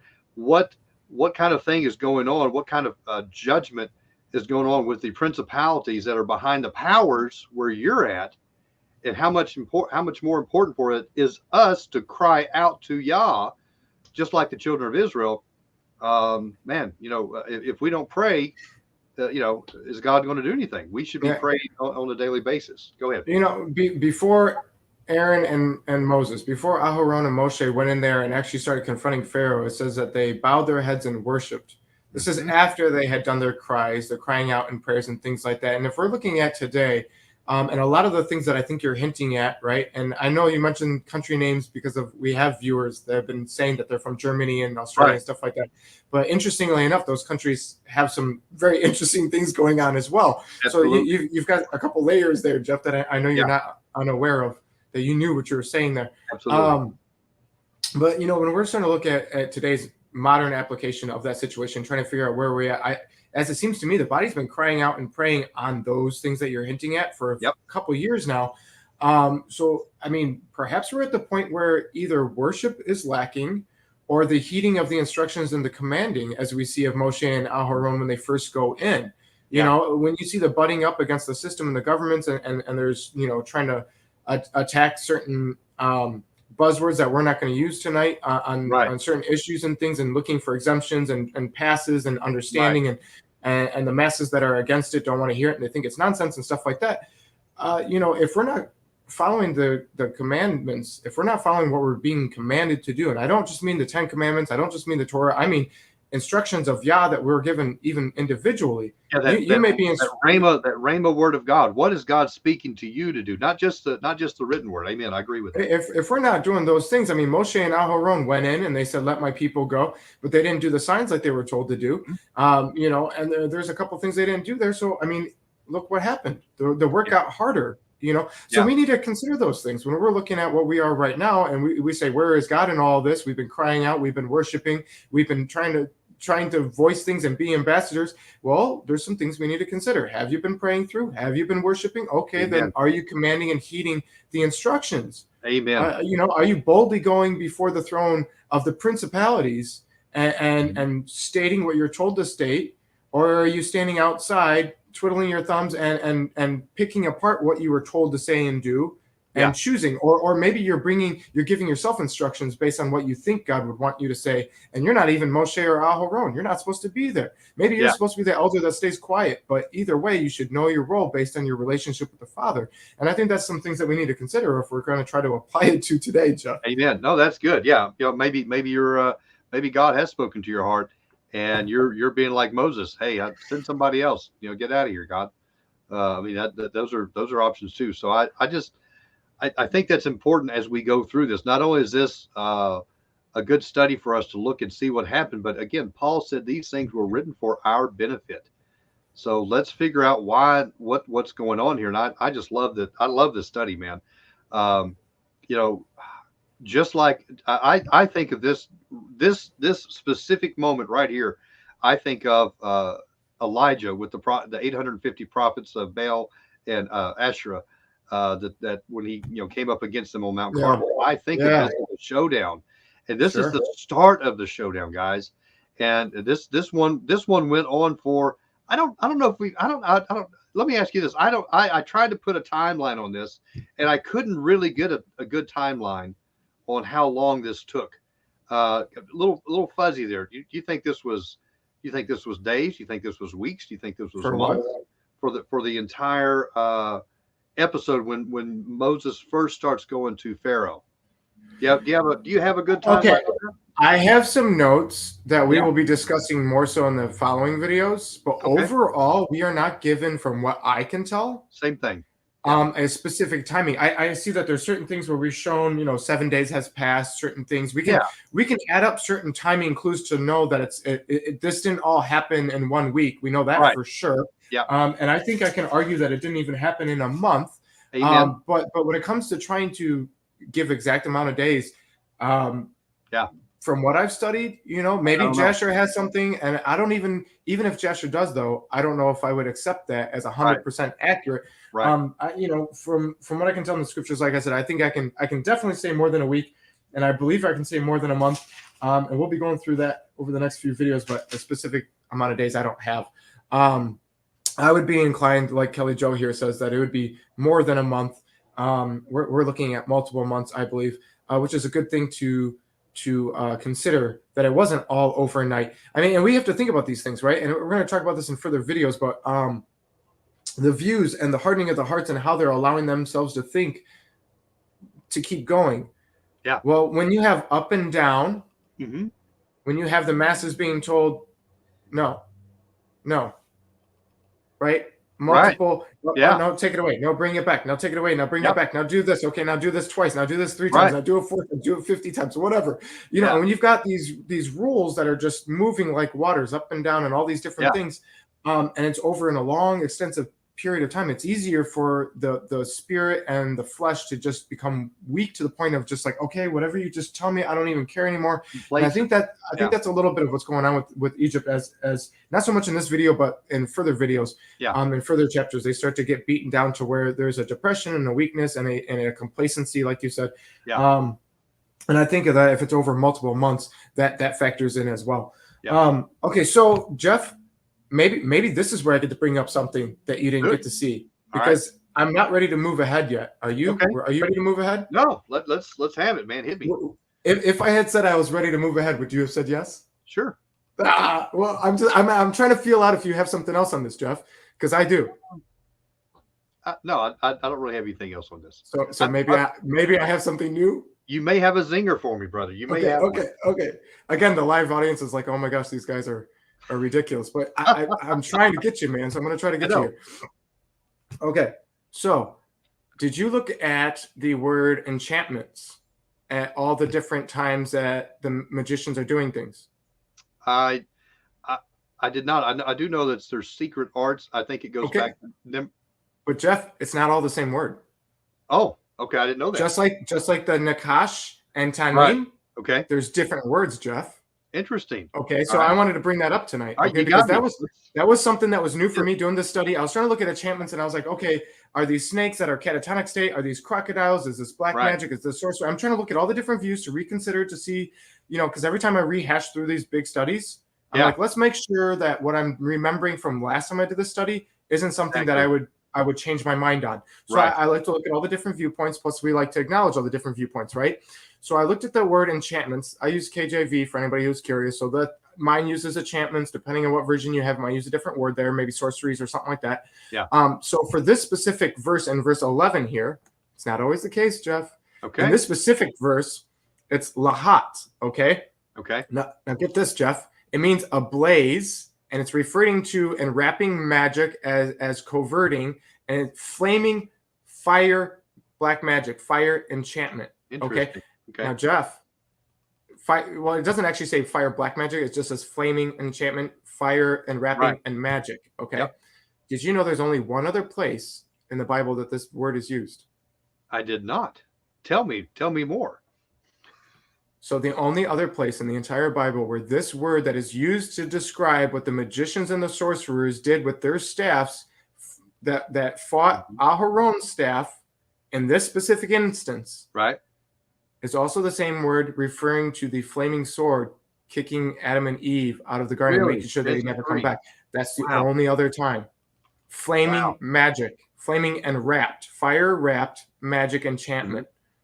Wow. See, So, this secret arts. But the other ones are secret. This one doesn't say secret.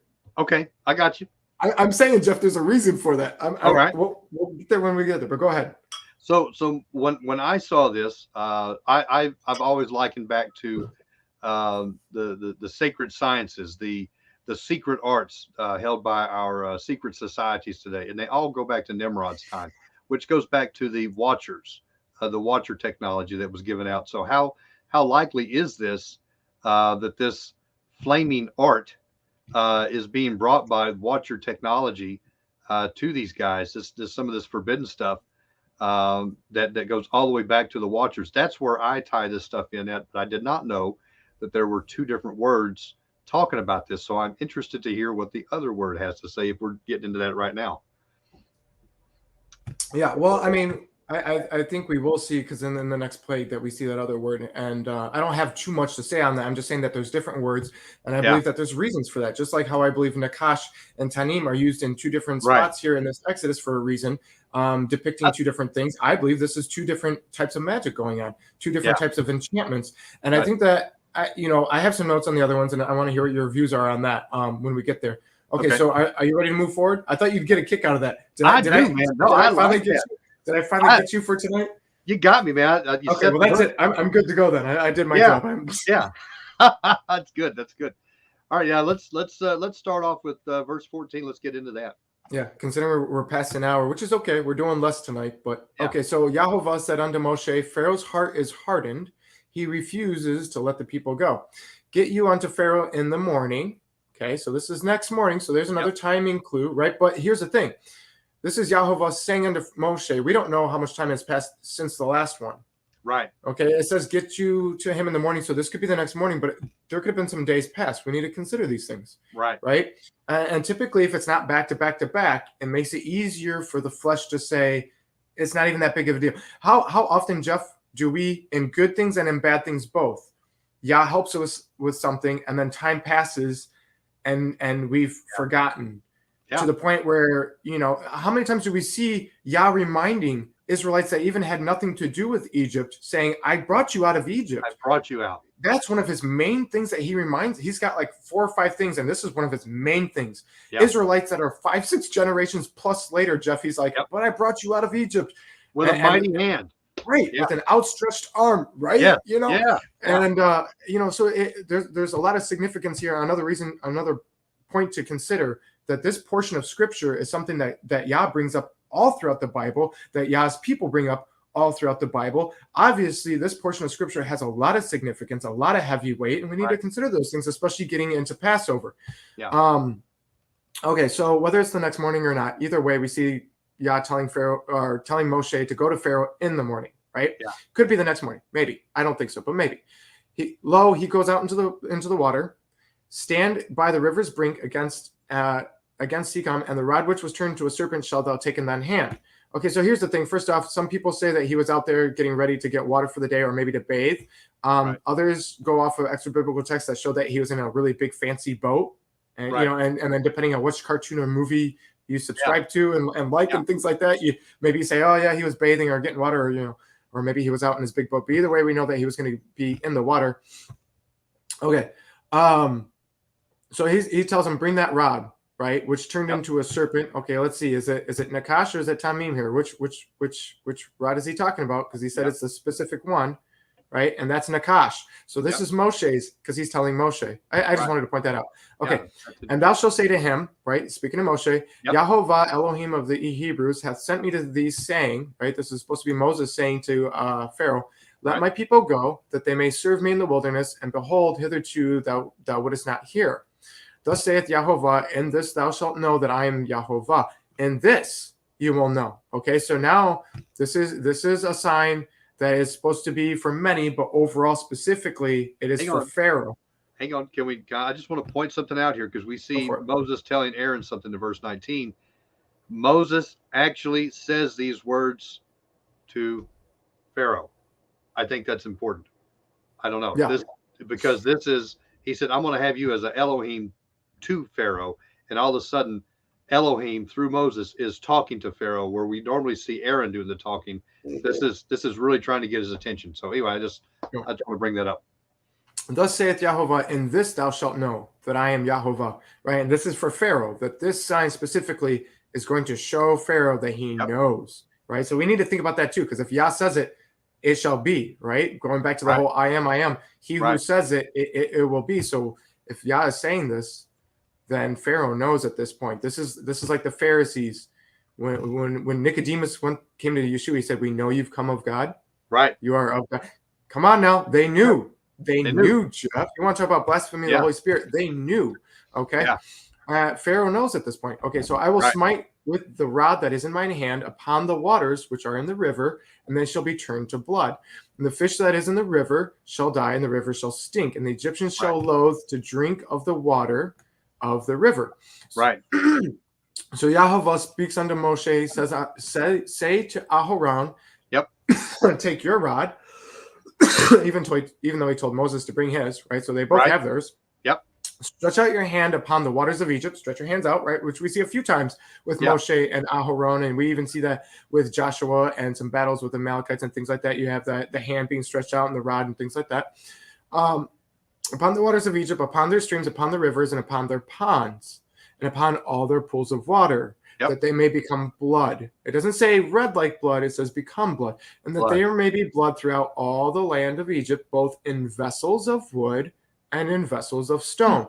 Hold on. We'll go back to it, Jeff. We'll go back. And Moshe and Aharon did so as Yahovah commanded. Oh, they're doing as they're told. And he lifted up the rod and he smote the waters that were in the river in the sight of Pharaoh who saw it, in the sight of his servants who also were there and saw it, and all the waters that were in the river were turned to blood. And the fish that was in the river died, and the river stank, and the Egyptians could not drink of the water of the river, and there was blood throughout all the land of Egypt, of Mizraim. And the magicians of Egypt did so with their enchantments, different word there, and Pharaoh's heart was hardened, neither did he hearken unto them. And Yahovah had said, as he said it was going to happen. Pharaoh turned and went to his house, neither did he set his heart to this also. And all the Egyptians digged around about the river for water to drink, for they could not drink of the water of the river. 7 days were fulfilled after that the Yahovah had smitten the river. Okay. All right, so that's the end of 7. We're going to back it up now. Okay, so you've got both of their rods there. Moshe said, one thing before we dig into this, I just want to say in the last video that we had, there was a papyrus that we have. I'm going to go over that. I've got quotes, Jeff. Okay. I've got quotes. I'm going to do it. I'm sorry. I'm sorry, Jeff. I've got it. Okay. All right. So, is there a different note you wanted to get into instead? No. That I just wanted to make. I wanted the people to know that we have documented proof that this plague from an Egyptian source, an Egyptian eyewitness, that this plague happened. Right. And there was something in the last video that I said that I don't have in the quote here. You have to keep in mind the papyrus that you're talking about, the text, the Ipa word text, which is considered it's called something like the admonitions of a Egyptian sage or something like that. And there's only one copy, and it's the original, and it's in fragments. It's like the Dead Sea Scrolls. You've got missing portions and things. But it describes a lot of the book of Exodus. And it's got many plagues mentioned, and it's like a lamentations, hence why they call it admonitions, right? And it's from the Egyptian viewpoint of that sage who's basically crying out to his God, saying, "Why would you let this happen? All these things are happening." And I actually took the time today, Jeff, to get the quote for the water of blood, because of all the plagues that he talks about for tonight's video, the topics that we're going through, this is the one that he really hits. So I'm going to get into that in a second. But I want to just make sure we've got our notes before we get into that. Okay, so they're at the river's brink, right? So they're at the edge, okay? Aaron's got his staff, Moshe's got his. Aaron's putting his hands out as Moshe's telling him what to do, right? He puts his hands out, and it says, look, it says, the fish are going to die, the water's going to turn to blood, right? And it says, put your arms out over the streams, over the rivers, over their ponds, upon all their pools of water, and vessels of wood and vessels of stone. Okay, so some cartoons and movies actually pools of water. I just want to say that those are cisterns right there. I just want to throw that out. Okay. Yeah, like wells. Yeah. Right. But there are some. I can't remember if Prince of Egypt does this, but I know some of the movies go over this and some of them don't. Typically, your Sunday school and your average pastor behind the pulpit, again, not tacking, just saying typically, on average, generally speaking, they tell you that the river, the Nile, turned blood red, and that's it, right? And they'll even say blood red. They won't even say blood, a lot of them. Okay, and then you're sitting there going like, okay, yeah, that stinks. And there's a lot of things, again, remember, I mentioned the Nile is one of the top 3 pillars upon which Mitzrayim, Egypt, at this time sits upon. So you're attacking the Nile here. We had mentioned this in the Joseph videos, and you and I had mentioned this in another video as well, talking about how the Nile was a representation of the source and the wealth and the prosperity of Mitzrayim. This is where they got their water. This is where they got their fish. You know, when you talk about the dream, right, that Joseph interpreted and showed that the cattle came out of the water, that was representing the wealth and the prosperity that comes out of their source, the Nile. Okay, but this verse is telling us here in Exodus 7 that it wasn't just the Nile. Amen. It wasn't just blood red, but it was blood. Okay, so when you think the Nile, and you're sitting there in the church and you're not picturing in your mind that you're an Egyptian and you're trying to deal with all this. You're not imagining that you're a magician. You're not imagining that you're Pharaoh. You're not imagining that you're Moshe and Aaron or the Israelites. You're not putting yourself in that mind because you're sitting in the pew and you're uncomfortable and you just want to hurry up so you can go watch football on Sunday or whatever it is. Right. But when you start to put yourself in that mind, you go, oh, it's just the river. I still got faucets in the sink in the house, right, Jeff? Right. We still got our wells in our backyard or whatever. And it talks about the vessels. I mean, if they had water stored up. Jeff. If they had water stored up anywhere, if they had water anywhere. Yes. If they went down to Walmart, they're trying to go to buy some Ozarka water in Walmart. It's all now turned to blood.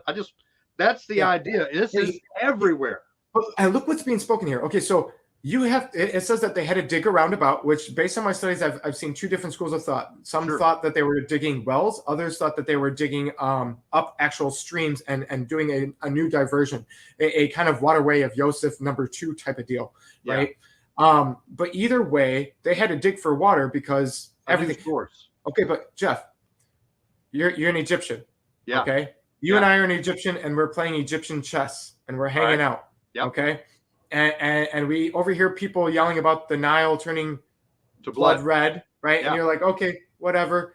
And then you look down at your cup, Jeff, and your cup is no longer water. You see what I'm saying? Like you want to talk about okay, when you try to argue maybe there was something on his staff that made it turn a certain color. Maybe he put some kind of powder on there. Maybe he tried to poison it, and that's why the fish died. Maybe it turned blood red and turned blood because the fish had died and he just put a poison there that killed the fish. You've got all these different views that you could have, right? Secular, atheistic type of views then and now.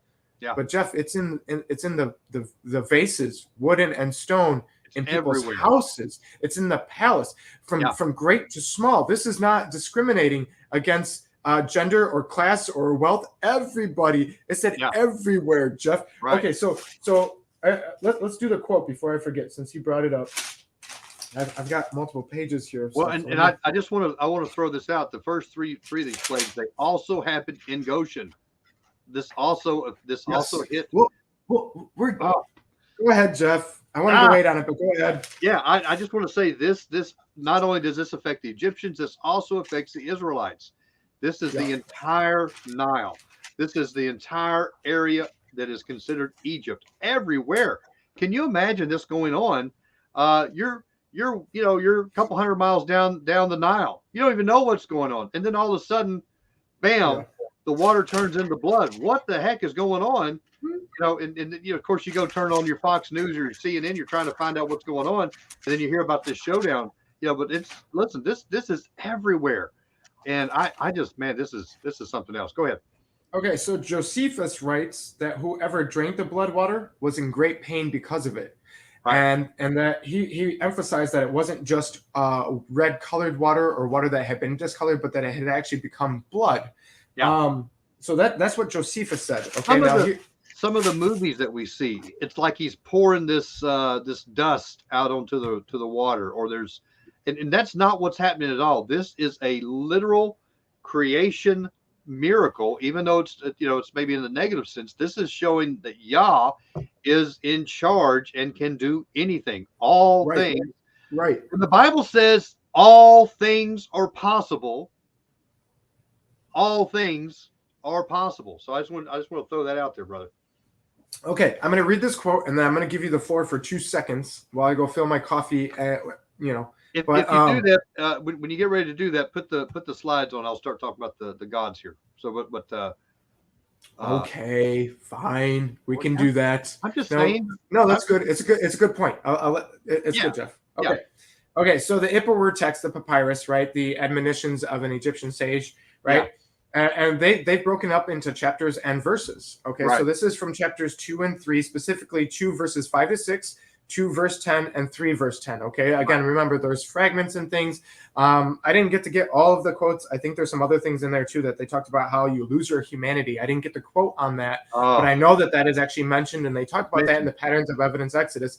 And when they were talking about that, it seems like the understanding isn't that it wasn't you're drinking blood, therefore you're no longer having your humanity, but rather there's more to it. It's not just you see it and you're like, oh, how beast-like, how animalistic, you've lost your humanity, but rather there was a change in behavior, mindset, attitude. You saw somebody drink it and you saw how it affected them, and you're like, oh, they've lost their humanity. Well, I am not going to drink from this. Yeah, these guys are also I don't care how far you go back, blood magic is always considered evil. Yes. And so when they're drinking this blood, they're all, let's say that they believe in the white witch and the black witch. They're like, well, we're the white witch side, so we're not doing blood magic. But that kind of mentality is going on with this as well. They're losing their humanity. I think that's important. Right.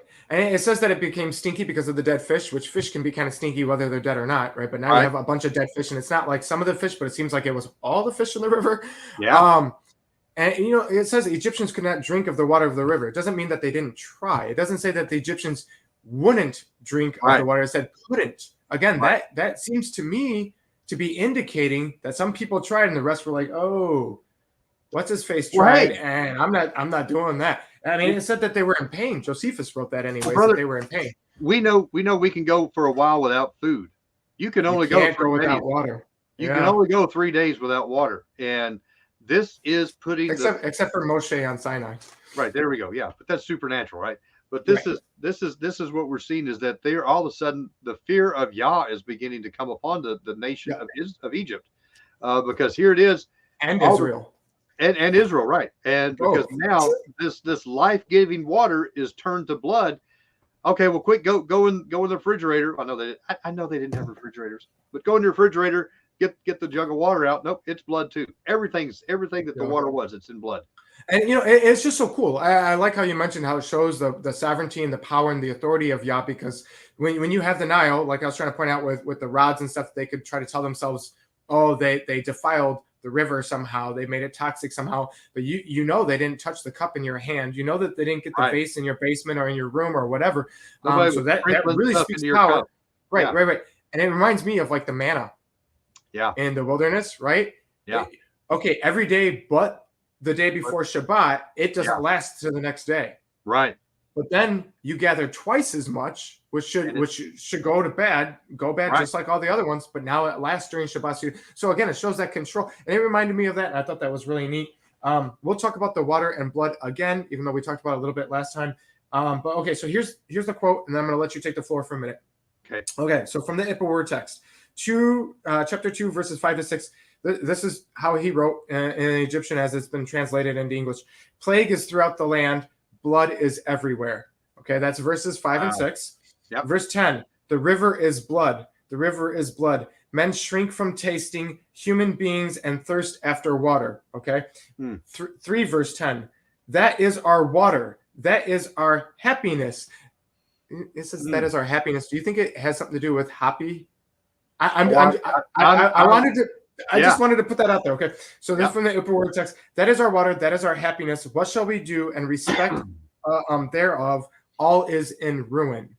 Okay. So Wow. that's showing how just during that plague, because there's other parts of those fragments in that text where it shows that he's upset about other things, but this is him crying out to the Egyptian gods, saying there's blood everywhere. The river has turned blood.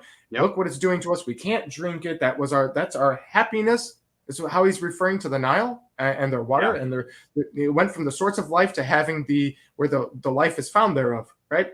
Yeah. Okay. All right. I'm going to put your thing on there. Are you going to be able to move the slides? I think so. Yeah. We'll try it out. Okay. I mean, if not, I guess you're going to be stuck on that first slide. I'll put it on slide 1, or should I put it on slide 2? Slide 2 is fine. Yeah, I got it. Oh, okay. Oh, you do got it. Look at that. Okay. All right. I will be back. Hey, but pop it up. It's not showing yet. All right, brother. There we go. Okay, guys. So we're looking at this, and I just want to bring it out. There are some judgments that are going on here with the gods. Again, we've talked about this a little bit before, but we've got 3 gods: Kunam, Hapi, which he just mentioned, and Osiris. And so, with the god of Kunam, he's the guardian of the river, of the river source of the Nile. All right, so just want to point out some things here. This guy has the head of a ram. He's the god of fertility. He's the god of water. He's the god of procreation. All right, so I just had a couple things I just wanted to throw out. This the epithets. He's the divine potter. Gosh, we have been hitting on Potter all the time. They would say that he's my guardian. He's the father of fathers. So he's kind of part of their creator god. They had like a trinity of their creator god type thing going on. And so what we see here is God is still going through, and he's going to begin judging these gods. So in other words, anytime God comes up and does something like this, these gods should be able to counteract it or stop it. Again, how long did it say that this plague went on? It went on for 7 days. 7 is the number of completion. And 7 is all this. 7 is the place that goes on and says, okay, look, you had your chance to fix this. You couldn't. Jehovah is God over you. Okay, again, we're showing some judgments of these gods. So here we see this is the first god that we're talking about. Hapi is the next god. He's the Egyptian god of the Nile. Notice here he's pictured as a water bearer. Okay, so not only the picture of the god of the Nile, but also the picture of the water bearer. And again, we're talking about that God has not only changed the water into blood in the Nile, but also the vessels. I think this is incredible because this, again, getting back to, Karen, see, I'd love for you to share some of these things of research. But yeah, so turning the water into blood, amazing stuff going on here. And again, it's stinking, it's smelling. And then the last one I want to bring up is Osiris, guys, and talk about him. You can't hardly see this very much, but this is Osiris. He is the god of fertility. He's the agricultural god, god of the underworld, god of the dead. Osiris is the one that was, supposedly killed by Set, chopped up into 7 pieces and thrown about the places of Egypt. And I'll wait to get back with Ian on a couple of things here because I don't want to dig into that some. But main thing here about Osiris was believed to have been the life source of the Nile. In other words, the Nile was literally Osiris's bloodstream. So this Osiris was the god that was giving life to Egypt, and every time that the banks of Egypt would overflow and come back, this was his bloodstream going out and providing life, and then it comes back. And so literally when God says, okay, you believe that Osiris this is his blood, I'm going to turn it into blood. And when God turns it into blood, bam, all of a sudden there's death. So instead of Osiris being in charge, giving life through the Nile, God's saying, no, I'm in charge. And what you thought was life is actually death. I'm going to turn it around. So he's just combating these gods on every side. And so literally, according to their religion, their gods, Kunam, Hapi, and Osiris should have been able to like smack God around because who's this Jehovah God? He's nothing, right?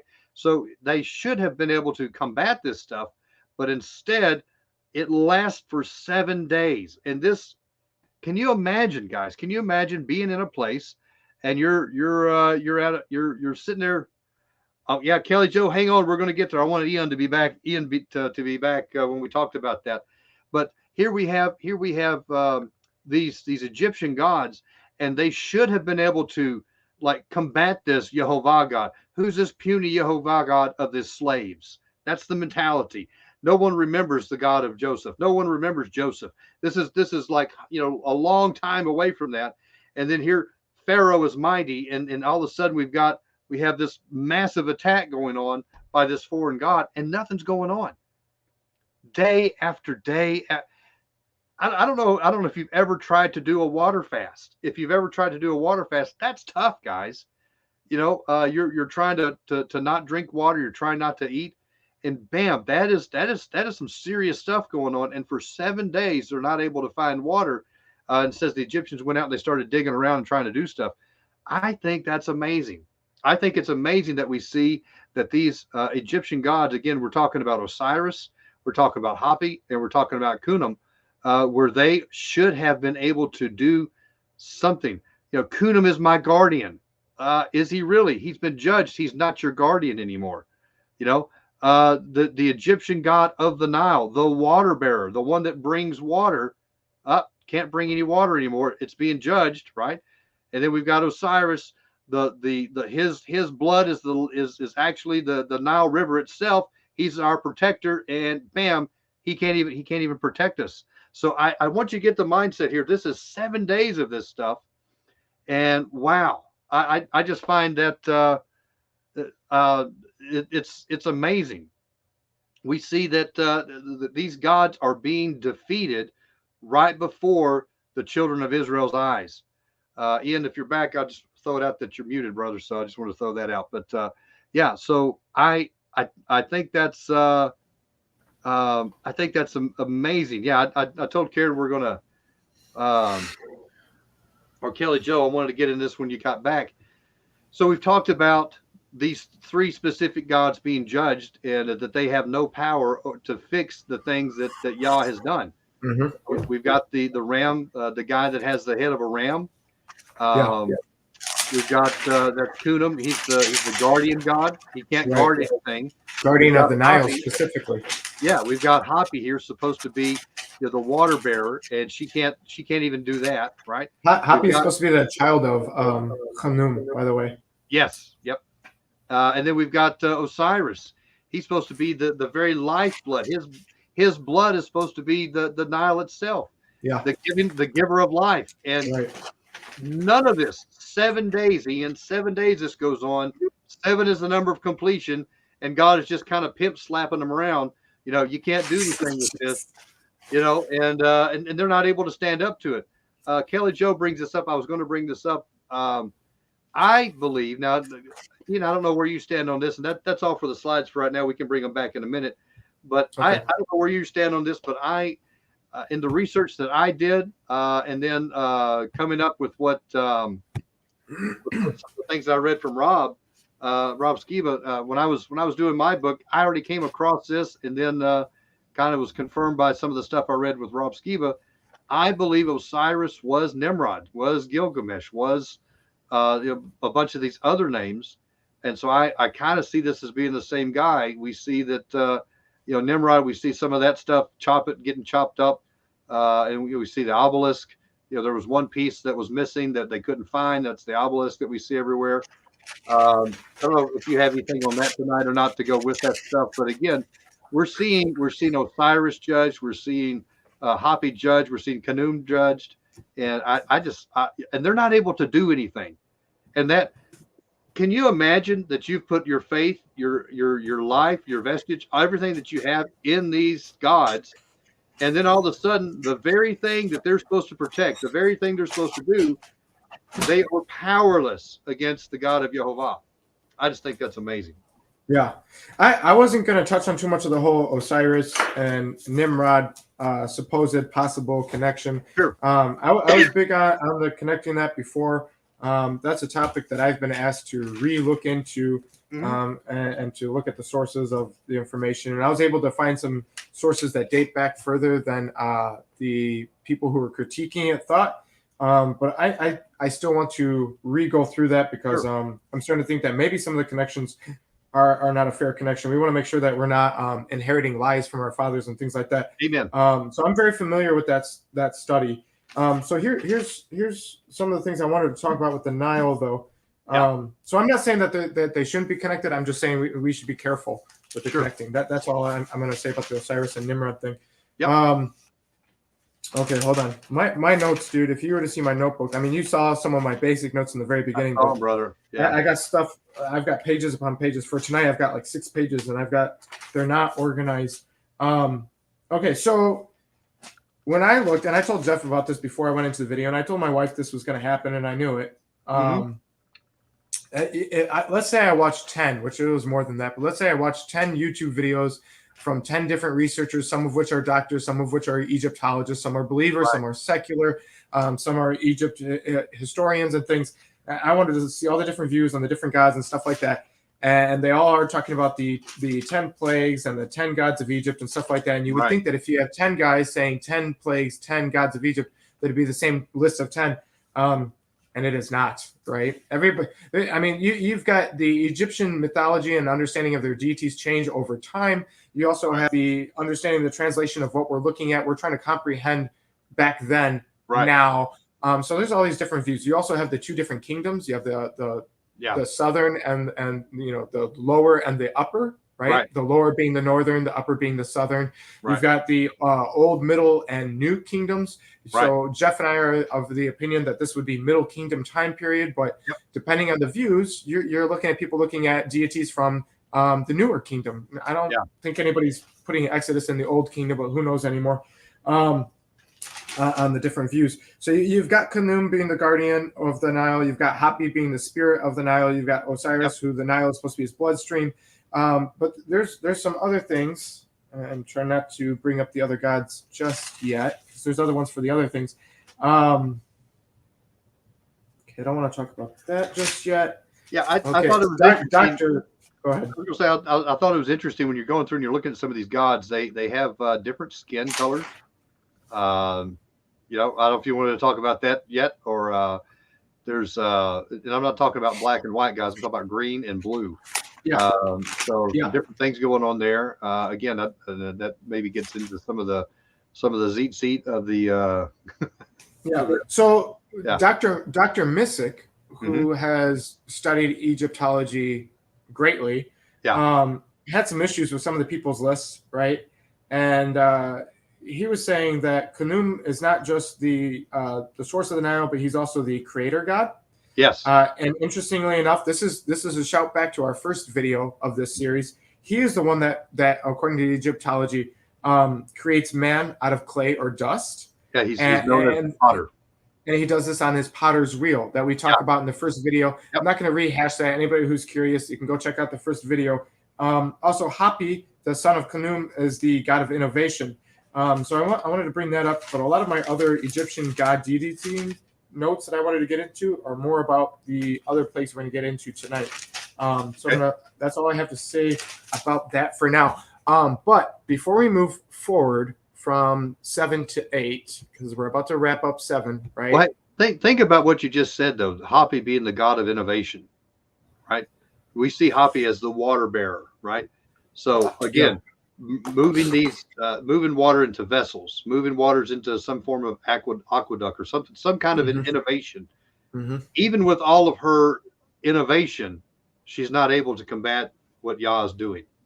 I think that's those are things to be brought up with that. Yeah, that's a good point that Karen brings up. Karen says she's going to send me her notes, which means she's got a whole book of things that I'm not saying and that I don't see that she wants me to see.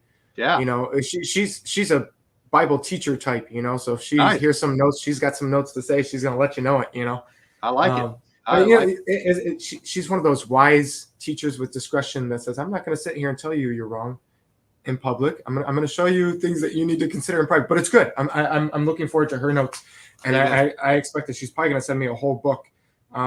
in an email, and hopefully I'll be able to get through it all. I don't know. Nice.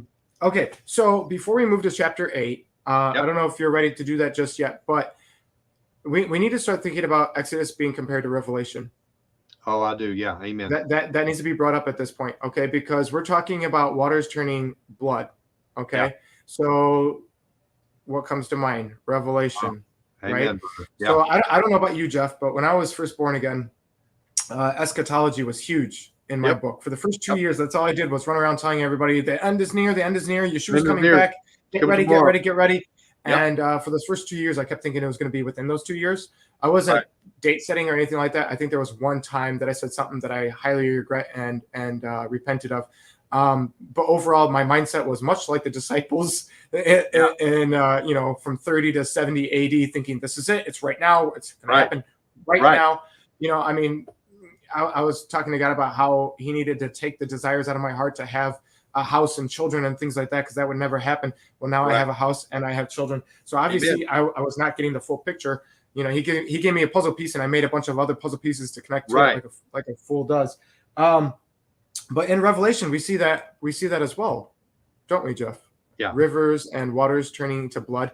And when I was doing those eschatological studies and looking for signs of the end times and stuff like that, and I was focusing on things like mass animal deaths, anybody who doesn't know what I'm talking about, that's a whole study. You could spend the next 10 years, if we have that much time, studying that topic on the severity and the frequency and how often that's happening and how it's getting worse in severity from millions of bee die-offs in one moment, and it's not explainable, to the beaching of 50 whales, but none of the other fish in that same water. And then the next day it's across the plain in a different country. They'll have, one of the ones that really stuck out to me, it was like 30 million of one type of fish in Sweden or something like that. None of the other fish were dying. It was just that one fish. So it seemed very clear to me and people who were seeing that as a sign of the end times. Well, one of those signs that I used to pay attention to, and every once in a while I'll look it up, for the past 8-9 years, is water turning blood red. Yeah. Most of those cases were not being considered blood, right? But some of them were. Like an algae. I think there was like a red algae. Well, some of them. That's the thing, Jeff. Some of them, yes, but a lot of them were being portrayed as red algae. And then there was believers who were scientists as well going out and saying it's not red algae. Really? Yes. I've got a whole playlist dedicated to it at the DNG 144 on YouTube. I don't have any videos of my own on there. I mean, I have a DNG 144 playlist where I take every video I've done on YouTube, except with the exception of a few that I felt like I shouldn't have done. So all the videos I did with you, a lot of the videos I did on Disputed Lands, a lot of the other videos I've done in the Straw Night of the series, I put them all into one playlist. It's like 60 of them now.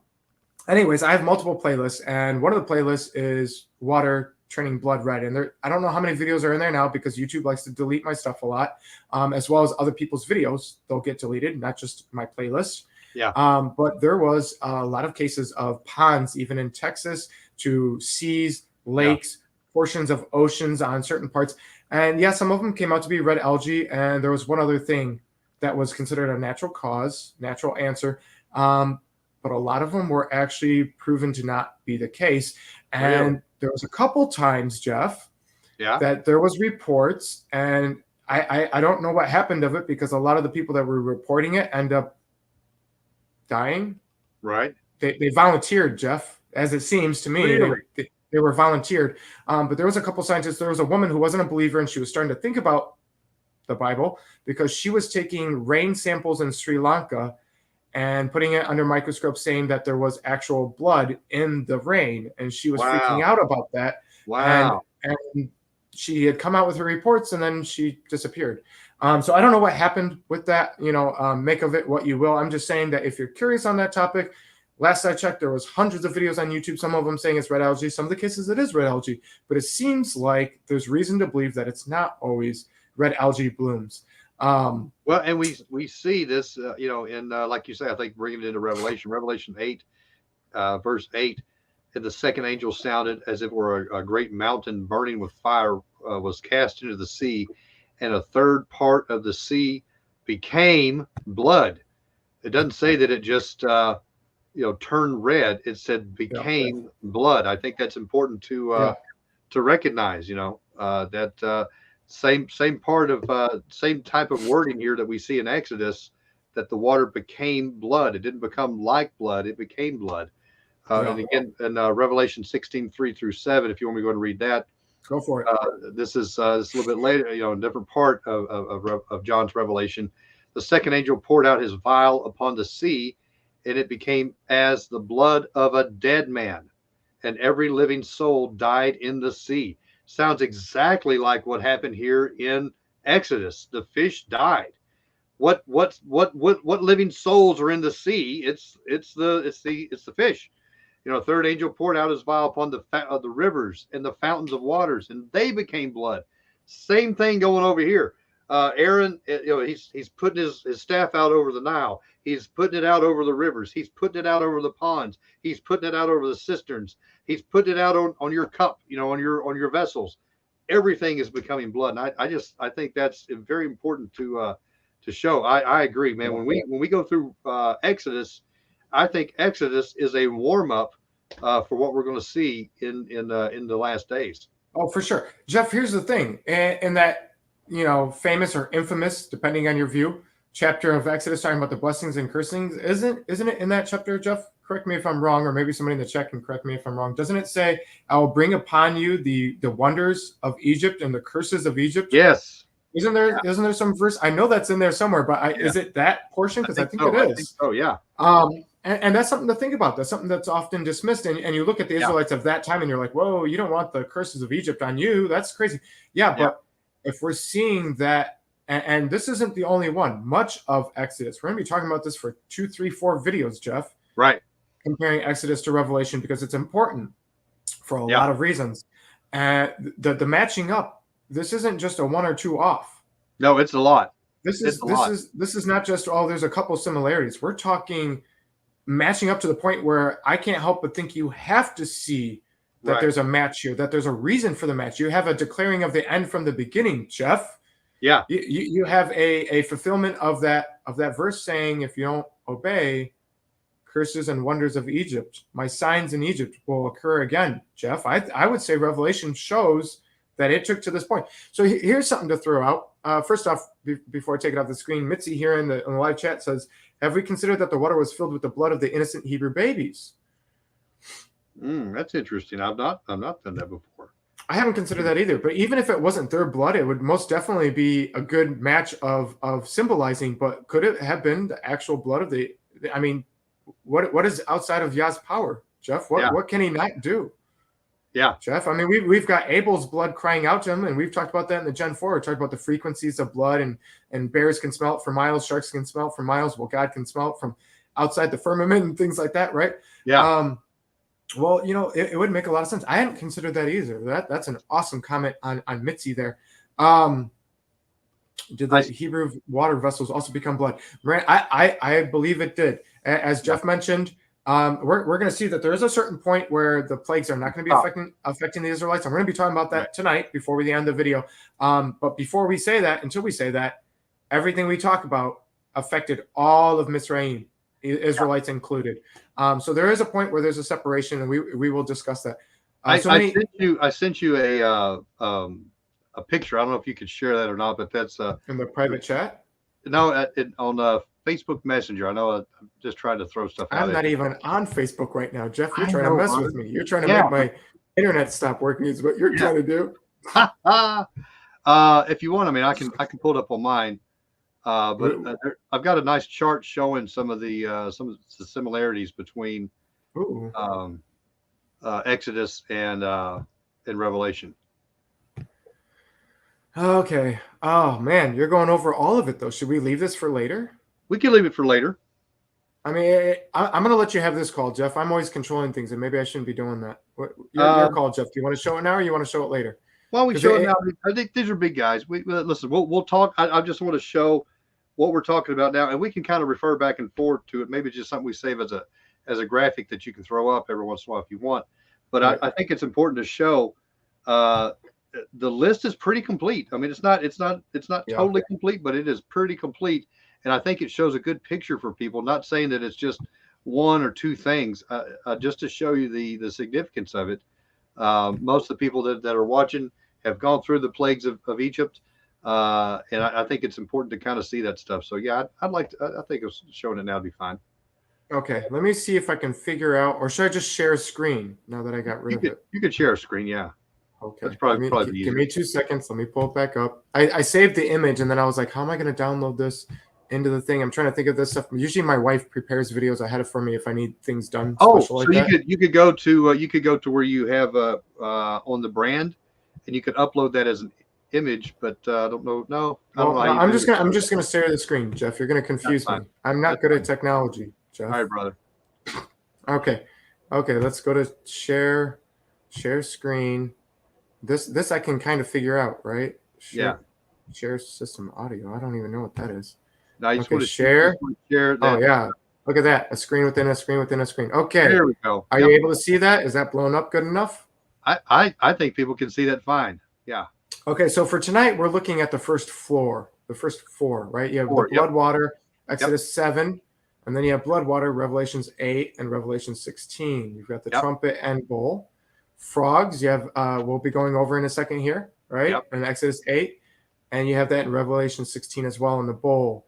Gnats are not in the in Revelations. There's some things that we're going to be able to pull up later on that though. And then you got flies is not as well. Okay. Yeah. Do you want to leave that up a little bit longer? I think if guys, if you want to take a screenshot of that, take a screenshot of it. Again, we're just trying to, so you don't have to kind of go back and reproduce things yourself, but these are just kind of some good tools to show. Amen. Okay, I'm going to exit out. So anybody who's trying to write it down, if I didn't leave it up long enough, you're going to have to pause it or go back or something like that. Yep. Okay, stop screen. Do this. Okay. There we go. Hey, for me, that was impressive that I was able to. I'm impressed, man. Yeah, I clicked the right buttons, Jeff. Look at me. I did it. Your wife is back there going, woo! There we go. Yeah. If she's watching this, she may or may not be. It depends. Yeah. Sometimes when she watches, it messes up the internet, though. Karen saying Yah was revealing the evidence of the murders. They tried to hide in the river. I think I put that on the screen, but let me do that one more time because that is amazingly poetic. That's good. We've got Karen and Mitzi for a 2-punch here on things that we would not have had in the video had they not said. Guys, listen, that's why it's important. We like you to be active in the chat. We do not know everything. Amen. We try to study out. We try to look at stuff. But listen, the Apostle Paul said we all know in part. And man, that's very impressive. That's a great word, Karen. See, amen. Thank you for that. Okay, let me copy this. Karen was also sharing Deuteronomy 7:15, which is a good one. Let me put the verse in there. We're going to do this. 7:15. Know the evil diseases of Egypt, which you knew upon you, but will lay them upon them that hate you. So that's one of the references. I think there's multiple verses that refer to this, but this is one of them. So Karen was able to find one of the verses I was referring to there. Okay. So we brought up the water turning to blood. We talked about the Nile being the source and stuff like that. Is there anything else we need to discuss on 7 before we move forward? I think we're good there. I mean, 7 days passed after Jehovah struck the river. Again, that 7 is the number of completion. If their gods had any chance, or it was laid open for them, hey, if you're God, why don't you fix what I just did?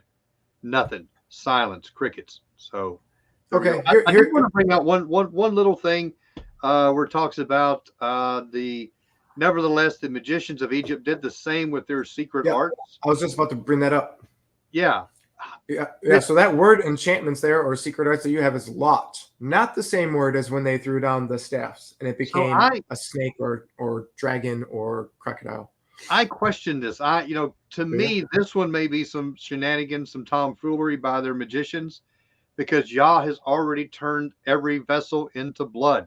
Right. So if they're starting to pour out their vessel, obviously it's going to be blood because it's already been turned. I call it shenanigans on this one. Right. And I was going to bring that up as well. I was going to ask you on that because there's a couple of times you've got this word here and then they all of a sudden stop, right? The magicians just stop because they can't do it. And we're going to get to that tonight as well. Yep. So here's something that is often said behind the pulpit, but we need to say it as well, Jeff. Okay. So the Nile turns blood, all these water and vessels turn blood, people's wells, the cisterns turn blood, right? All these different things. And they have to dig around it for a new water source and stuff like that. And so then what do the magicians do, right? And they say, we have deities too. Do they say, who undoes this? Because he is more, our gods are more powerful than your God. He's going to undo this and make our Nile cleaner. We have a God who's the guardian of the Nile. We've got the God who the Nile's is. No, they add to it. We can do that too. We can mirror it, right? Yeah. Didn't they say mimicking is like supposed to be the highest form of flattery? Right. When you can't best it, you try to mirror it. And right. So, but yeah, the word lot here, it says properly, it's covered. That is by secret, right? So implication, it's incantation through secrecy. Okay, so you've got some adverbial stuff going on here with secretly, softly, privily, doing the enchantment. So there's a couple of things of looking at here. I mean, we're talking either secretly in terms of, shenanigans, like you said, or did they not do this publicly? Is it one or is it both? Yeah, I think they did it publicly. Yeah, and my opinion is like, oh, we can do that too. They give me this vessel. They pour out the vessel. See, we did the same thing.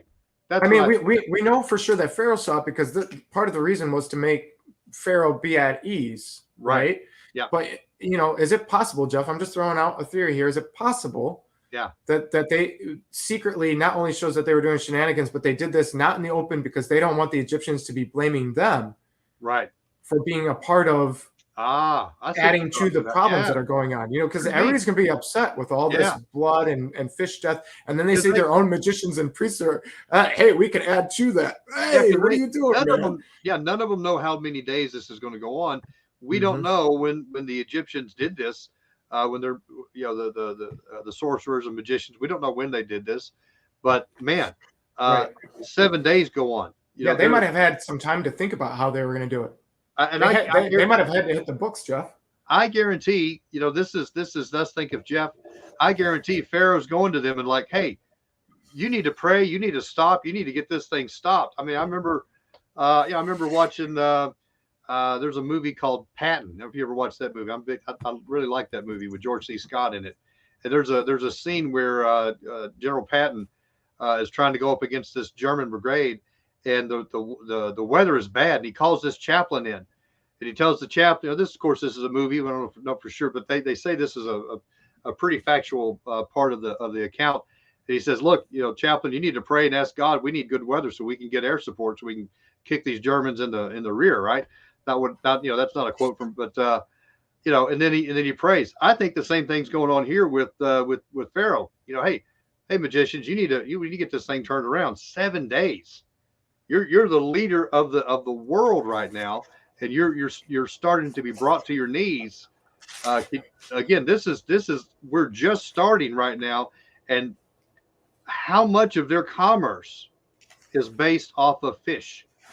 Yeah. Have we thought, we haven't even brought that into the play yet. Yeah. This is starting to weaken the economy of Egypt. Yeah. This is not just affecting the big corporations.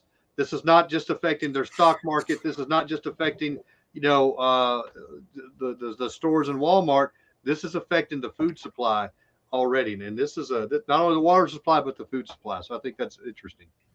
No, it's a good point. And we're going to be seeing the economy drop all the more. Hence why you and I brought it up in yesterday's video, talking about how if you're looking for the chronology of Exodus, it might be smart to look for when the economy dropped the worst. And there's one specific time in a 1,000-year portion where that happens. And it just so happens to line up ever so nicely with what seems to you and I to be the timing of the Exodus. Not everybody would agree with that, though. No, that's a really good point, though.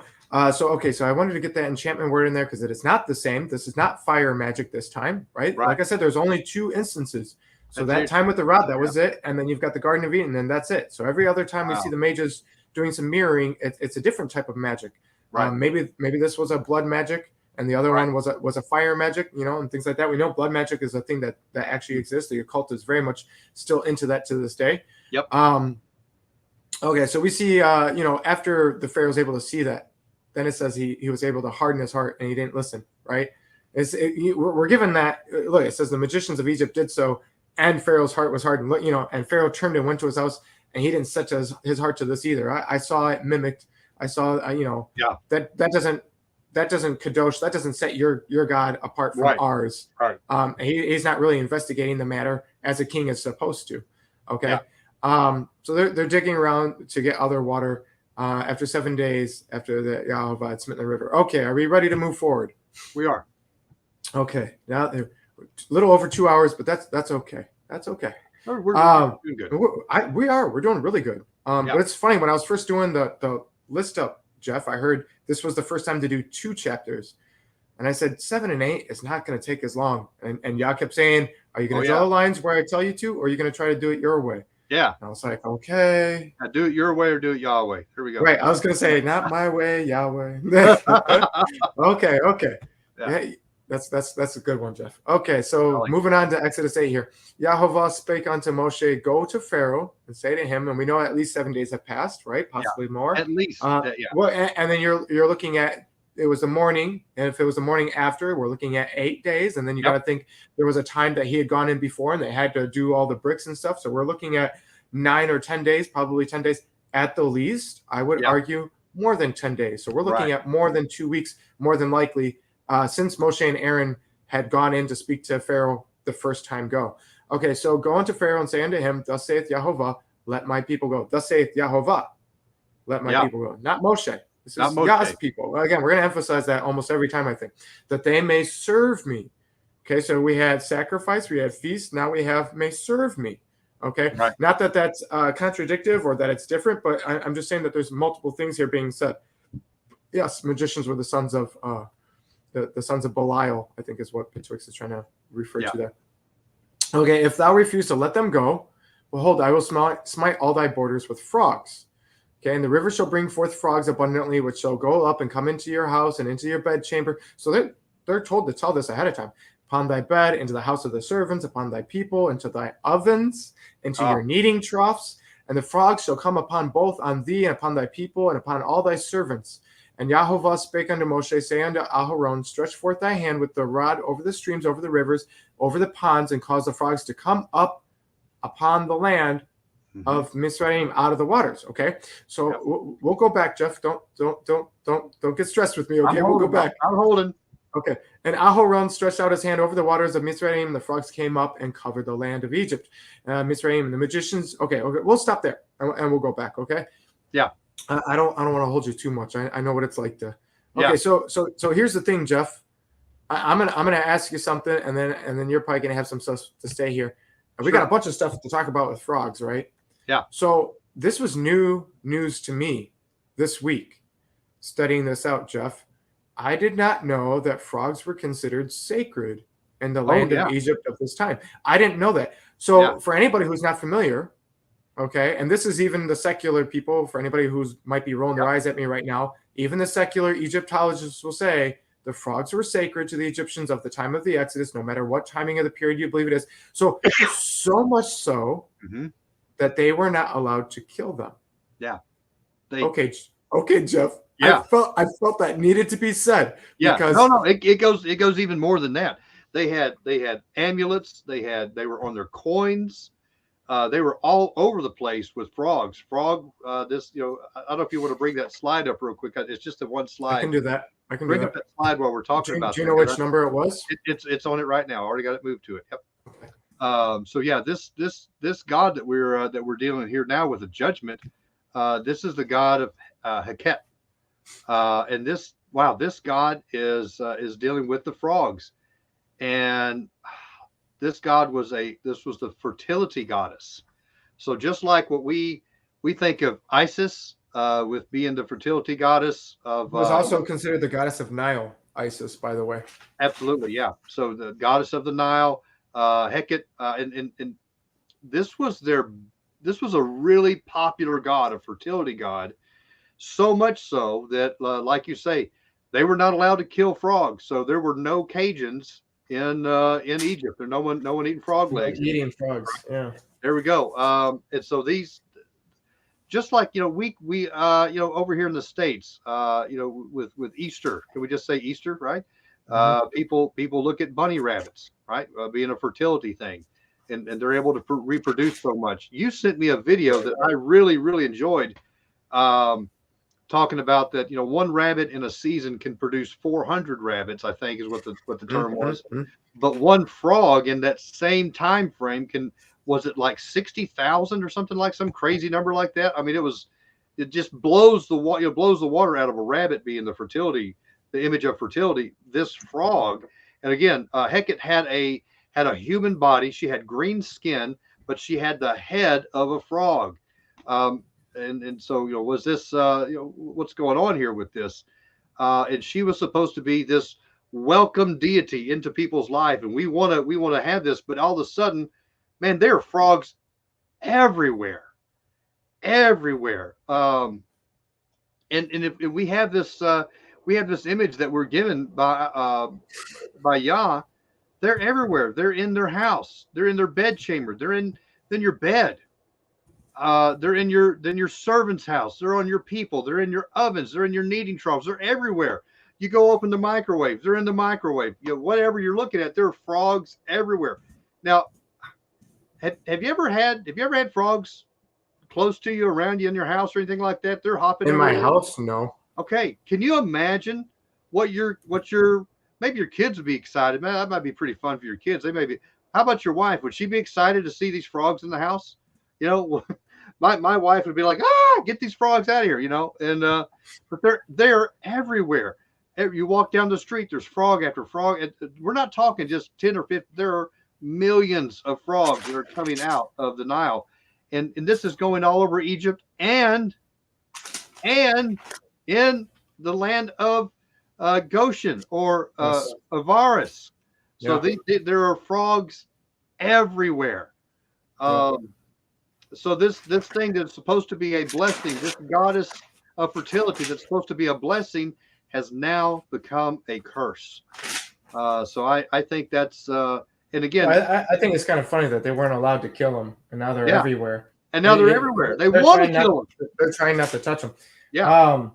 Okay, so when I was looking this up, remember again, I mentioned before that everybody's got different views on the gods and goddesses of Egyptian deities and things like that. Do you want me to leave this? No, you can take it down. That's all I. No, that's all I have on that. That's all I have. Okay. All right. I'm going to take it down.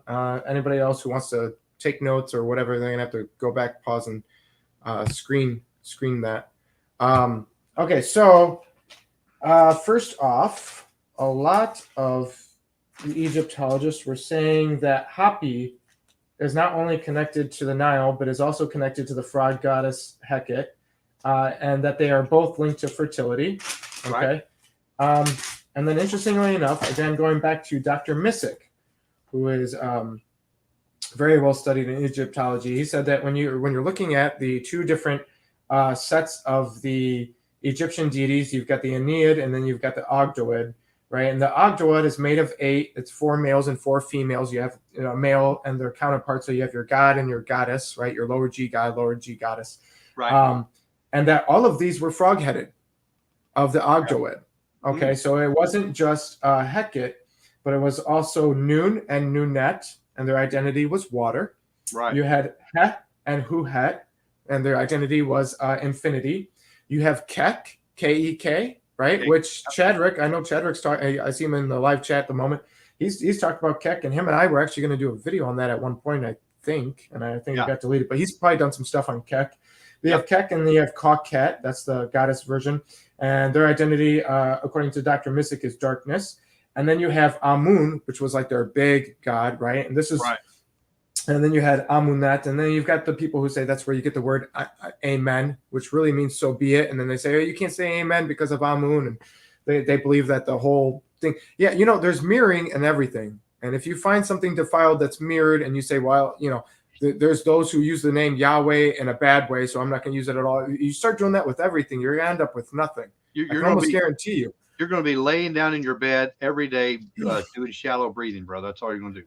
Well, I'm just saying, we have these magicians doing a mirroring. So are we supposed to say that the miracles and the signs and wonders and the curses and plagues that Yah's doing are no good because the enemy has a mirroring version? They were evil. God should have done that. We see, and I was going to leave this for later, but we see in the book of Revelation, we see a couple entities doing signs and wonders, calling down fire and all these different things. Yeah. And we've got frogs coming out of their mouth, Jeff, which is what one of the things that you got the 3 frogs, and you've got whether or not that's a physical or just a metaphorical analogy, as a sign of the spirit. But either way, the mention of the image, the symbol of a frog, is mentioned in Revelation. So I found that very interesting, and I wanted to bring that up. But yeah, Kek, Kaket, Amun, and Amunet, and they're a connected identity for wind. So you have at least 9 gods and goddesses of Egypt, deities that have frog heads. That you could easily say, okay, Heket was probably the main one that Yah would have been attacking. Somebody in the chat had earlier said, was it just the favorite gods of the Pharaoh? And I would say it was the most revered of that time. That's what I think. And that's why Yah's attacking them. Because they did go through different variations of whom they held real sacred all the way through Egyptian history. But I think it was the ones that were in favor of the time, the big gods, if you will, for Egypt at the time.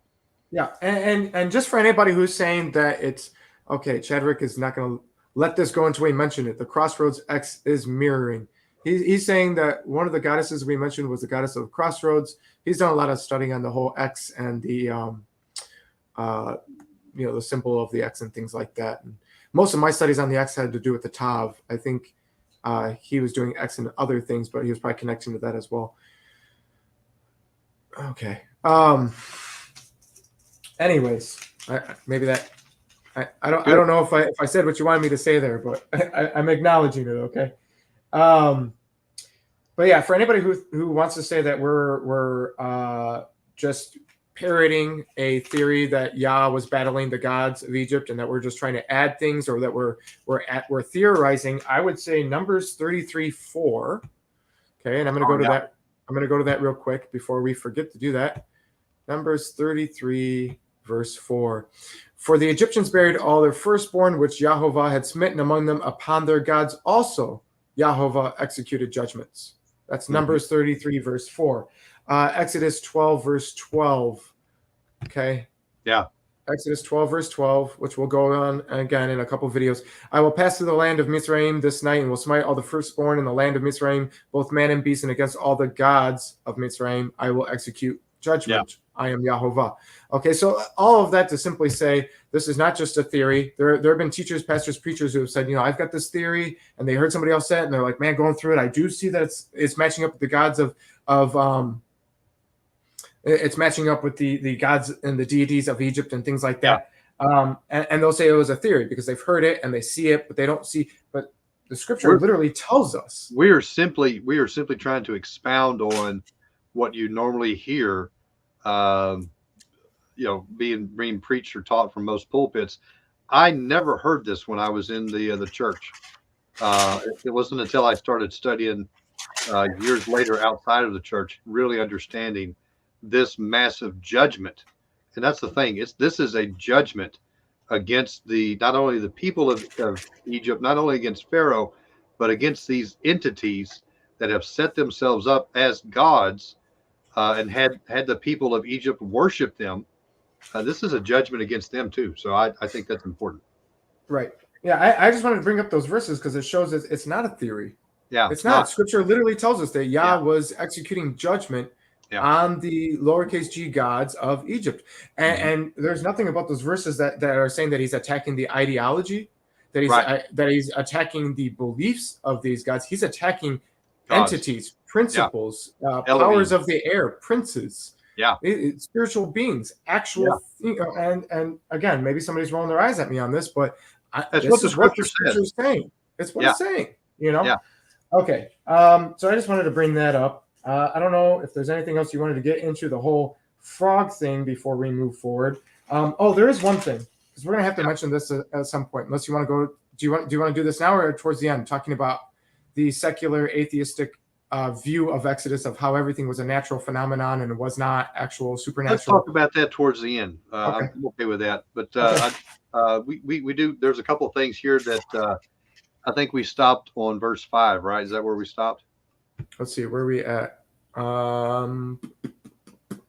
Yes. No, we stopped at 6 because I stopped right before the magicians were to mirror.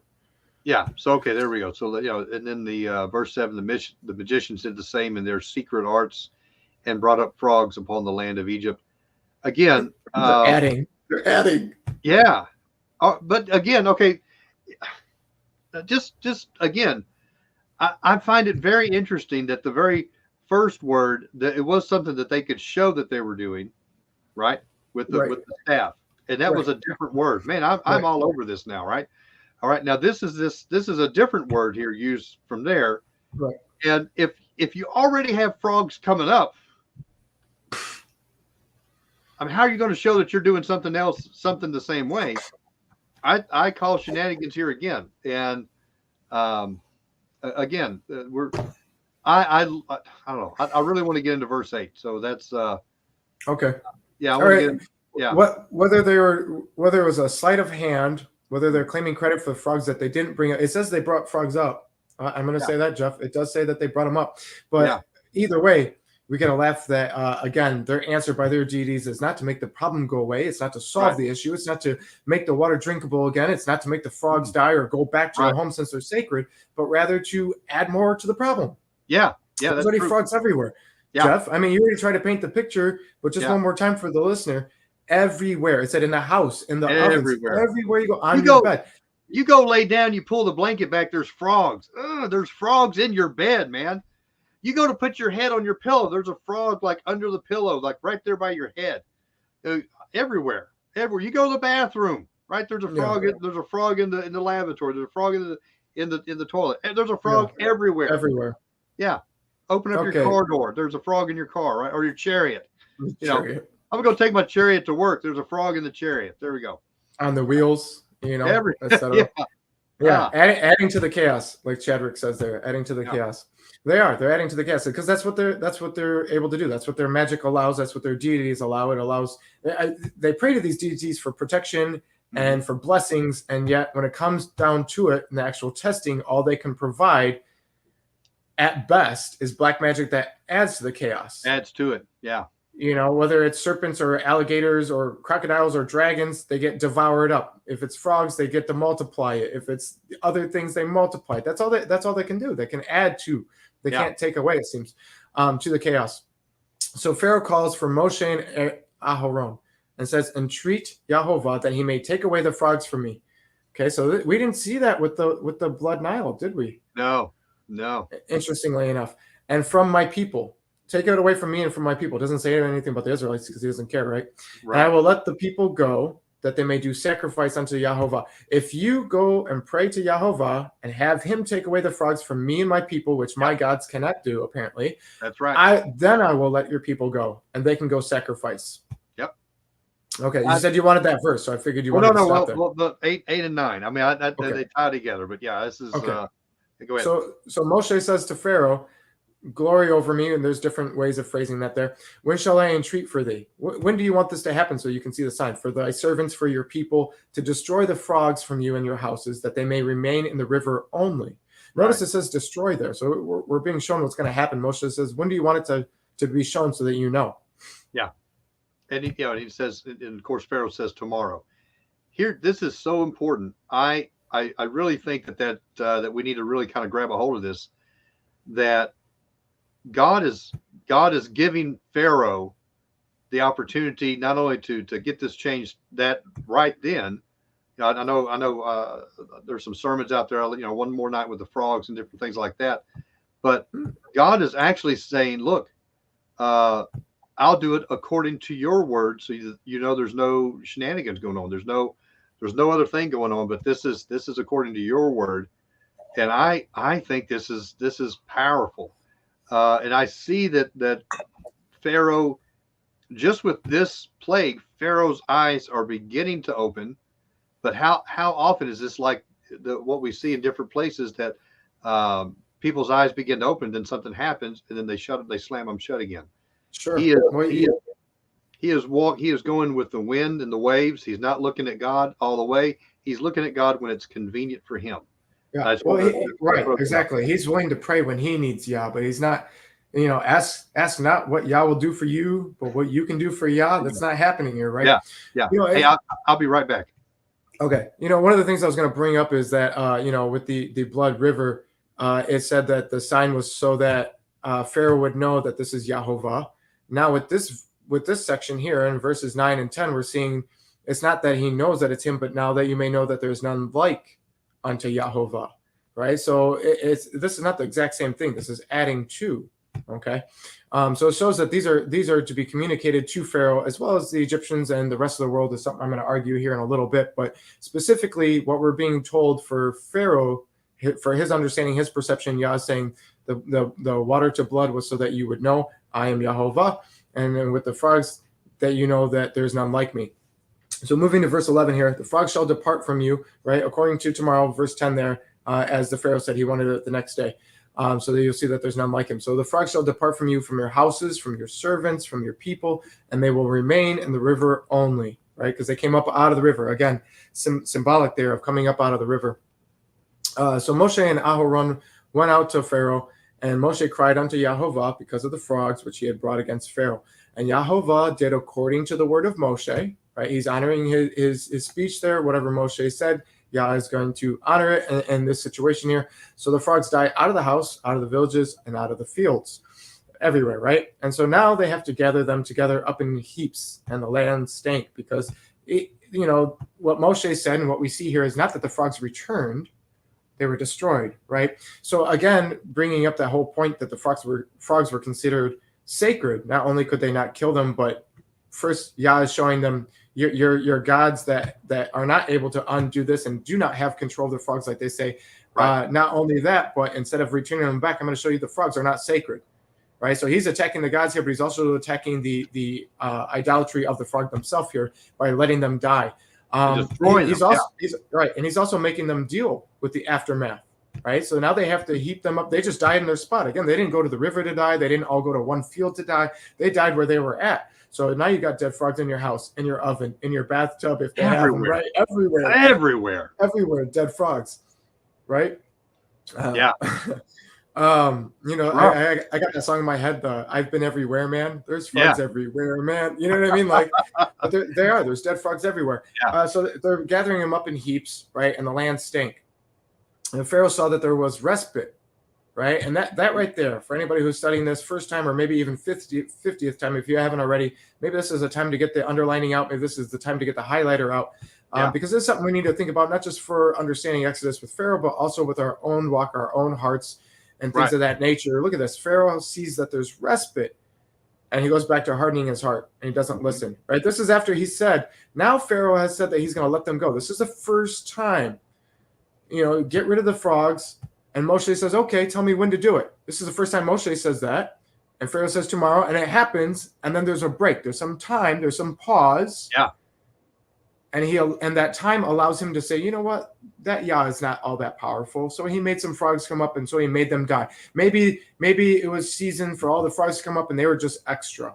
Maybe some of those frogs were even from my own magicians. I don't know. Yep. You allow your mind to start to doubt. How many times do you feel that you're given a sign, or you believe that Yah is showing you something, right? And then a little time passes and you forget it. Well, and I think that's important. We see this pattern over and over and over again. We're going to start seeing this with Pharaoh. He sees something mighty, and then he goes back. Ooh. Signs and wonders are great, but at the same time, you still have to believe the word of Yah. So you may that I think that's one reason that I prefer seeing some things about the word of God than seeing some of the signs and wonders. Signs and wonders are great. They're supposed to point us to God, but they will not keep you with God.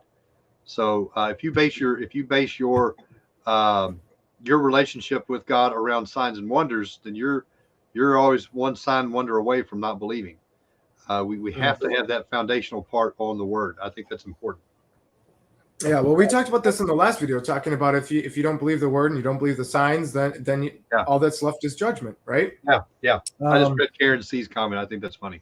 Yeah, I put it on the screen there. It's smart though. You've got dead frogs in the ovens, and now the cooking is defiled there.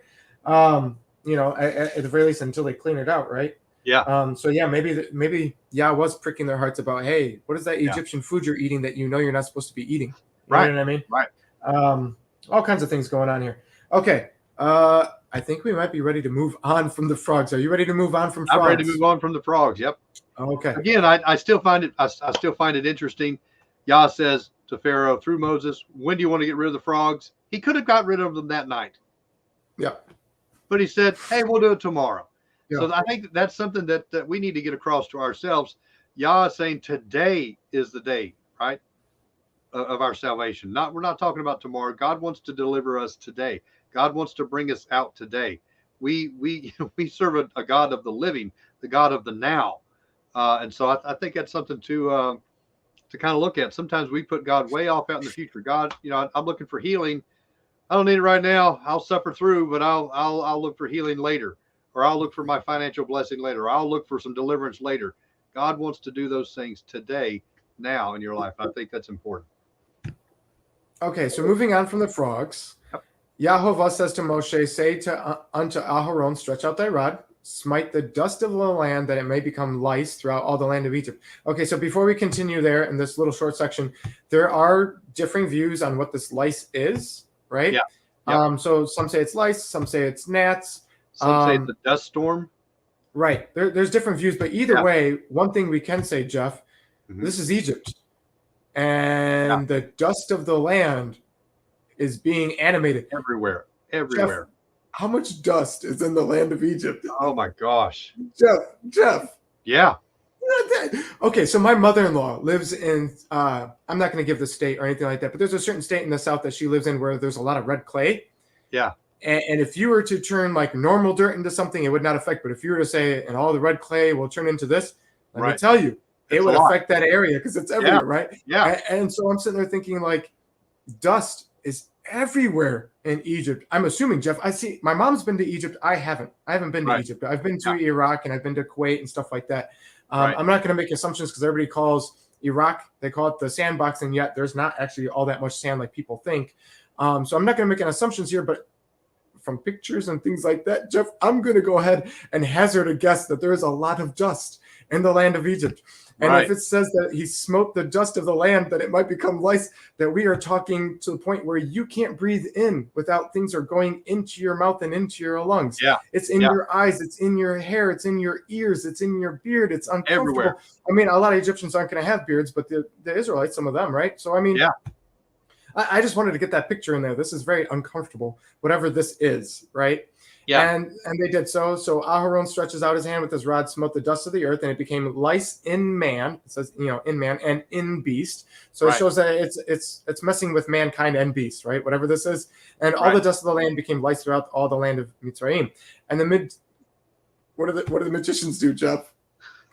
And the magicians did so with their enchantments to bring forth lice, right? So they went to add to it. Why not? We've already got storms of whatever this is, and everybody's uncomfortable. Nobody will notice, but the Pharaoh will notice, and that's all we need, right? Yep. But they couldn't do it. Yeah. They could not do it, Jeff. So there were lice upon man and upon beast, and the magicians were not able to mirror. Okay, next verse. Then the magicians say unto Pharaoh, this is the finger of Elohim. This is the finger of God. Yeah. Jeff, now they're like, okay. We can't do this. Yeah. We can't even mirror this. Forget fixing things, right? So Pharaoh's heart was hardened, and he hearkened not unto them as Yahovah has said. Yeah. So the God here that's being judged is the God Geb. And he Geb or Seb. There's two different ways of saying that. Yeah. Throw that out there. Yeah. There are some people that say Seb. I kind of go with the Geb. That I guess more popular view, but God of Geb, and he was the God of the earth. He was a very lazy kind of God. I think the pictures that we have of him in Egyptology, his sister is like the God of the cosmos type thing, of the stars, and she's pictured kind of hovering over him. We've got the Kanum kind of in between them, trying to keep them apart from each other. And then we've got Geb just kind of hanging out below, just being real lazy. And here we have Geb. He's the God of the dust. He's the God of the earth. And literally, Yahovah is taking his territory and turning it into gnats or lice. And they are getting everywhere. Again, all the dust of the land became gnats or lice, however you look at it, throughout the land of Egypt. The magicians tried this with their secret arts to bring forth the gnats, but they could not. I think that is amazing. I've never personally had lice, but I've had gnats all around me. No, I've never had lice. Never had lice. No? Never had lice. My daughter had lice years ago. Had to chop off some of her hair, unfortunately, because she has real thick hair. But I've been around gnats. And that's Hunting not up. fun either. Yeah, hunting up in northeast Texas in the piney woods up there. Listen, you think of Texas, you think of like a desert area. This is more like southeast Louisiana. It's real tropical, real humid. You've got gnats just all around your ears. I mean, they're everywhere. And man, that's the image that I get here. Whether or not it's lice, whether or not it's gnats, either one is enough just to drive you nuts. After a little bit, you're trying to find some relief. You're trying to get away from this, but like you so eloquently pointed out, this everywhere is dust. This whole place is dust. Yeah, and now this dust has become this gnats or this lice everywhere. And we don't get a whole lot about this, but we do see an amazing thing that the magicians tried to do this and they could not. Right. And I can back up what Karen's saying about the Egyptians being fastidious about hygiene. And I'm going to add to that, because the notes that I was going to bring up is not just Egyptians in general, but their priests, their magicians, their sorcerers, and things like this. Yep. There was a high standard for cleanliness, just like how, I mean, not in the same way, but like you have your priests of the Israelites, and in most faiths and religious systems and things like that, your priests, your preachers, your teachers, and things like this are held to a different standard. Lice would make the priest and the mages of the Egyptians considered unclean. And their ritualistic cleansing processes were an issue. Okay, so I got a couple notes, and then I'm gonna have to walk away, and you're gonna have to take the screen for a minute. One of the notes is that lice and gnats are the most common, but there are those looking back at it that say it could have been sand flies. Okay, which brings in some other things, because sand flies, well, you're looking at not just pests, but you're looking at actually having an effect. So when it talks that it's bothering man and beast, now you're looking at some actual sores and things, some bites and things like that. Very uncomfortable. Anybody who's ever dealt with that, especially in desert regions, sandflies are not fun.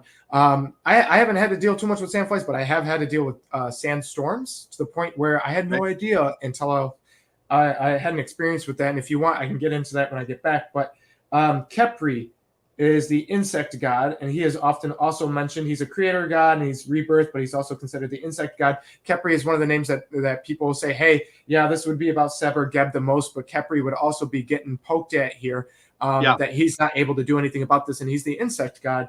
And we're definitely dealing with insects, whether it's sand flies, lice, or gnats, or anything like that. Josephus said that the priests tried and couldn't. Not only could they not reproduce and mimic, but they couldn't destroy the lice or the gnats. And Josephus uses the word vermin, and he says that they tried with all their washes and ointments, and no matter what they tried, they could not become clean.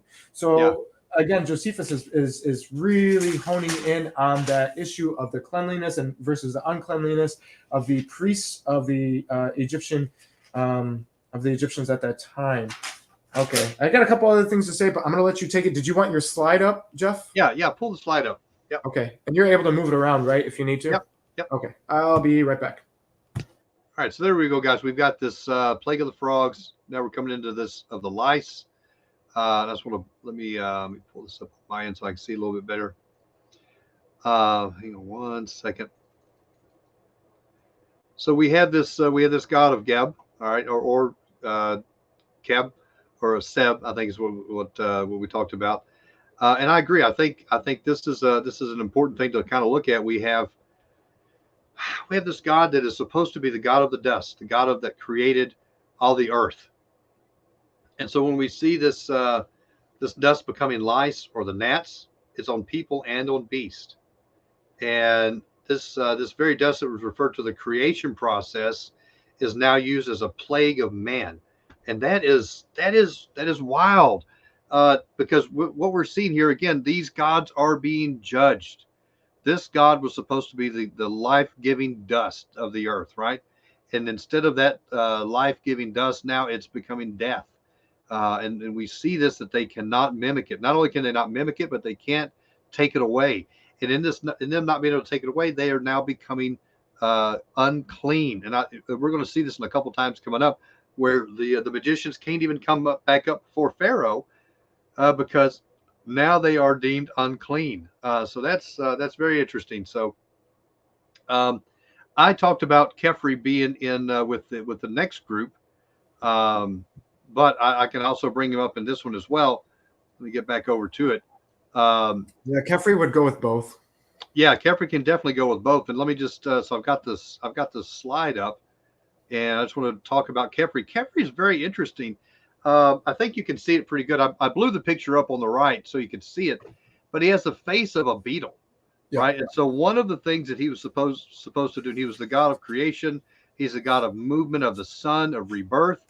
One of the things that Kefri would do is he would move the sun up, right? And so that was part of his job, just like kind of like a dung beetle moving, pushing that ball around. That's the idea that we get here. And wow, this God is the God of rebirth. He's the God of flies, all these kind of things. We can talk a little bit more about him maybe also in the next one.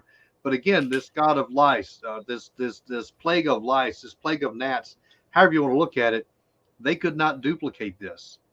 No, they couldn't. Yeah, and with them being unclean, now they're not even able to present themselves before Pharaoh. We're going to start seeing some of this come out, and I think that's important. But you said you had something to bring out. Do you want me to leave the screen up here? Is anybody? No, I'm good. That's really all I wanted to do. Yeah, Kathy, I was going to bring that up in a second. We'll be moving to the flies in a minute here. But yeah, with the lice, I already talked about Josephus, right? Yep. And I already talked about you have the different gods with that and things. The uncleanliness of the priests. I think that was the main thing that really stuck out to me that I really wanted to emphasize, along with the emphasizing again that this is Israelites as well. Right. So you have uncomfortability all the way around. I mean, we really need to think about these things when we're reading this. Okay, think of this all together. I mean, all of a sudden you've had this. At the beginning of the month, you had the water turning into blood, not red dye, turning into blood. It stinks. We read the one account of an Egyptian that if you drank of it, you'd lose your humanity. Yeah. Right. Next thing we've got coming up, we've got the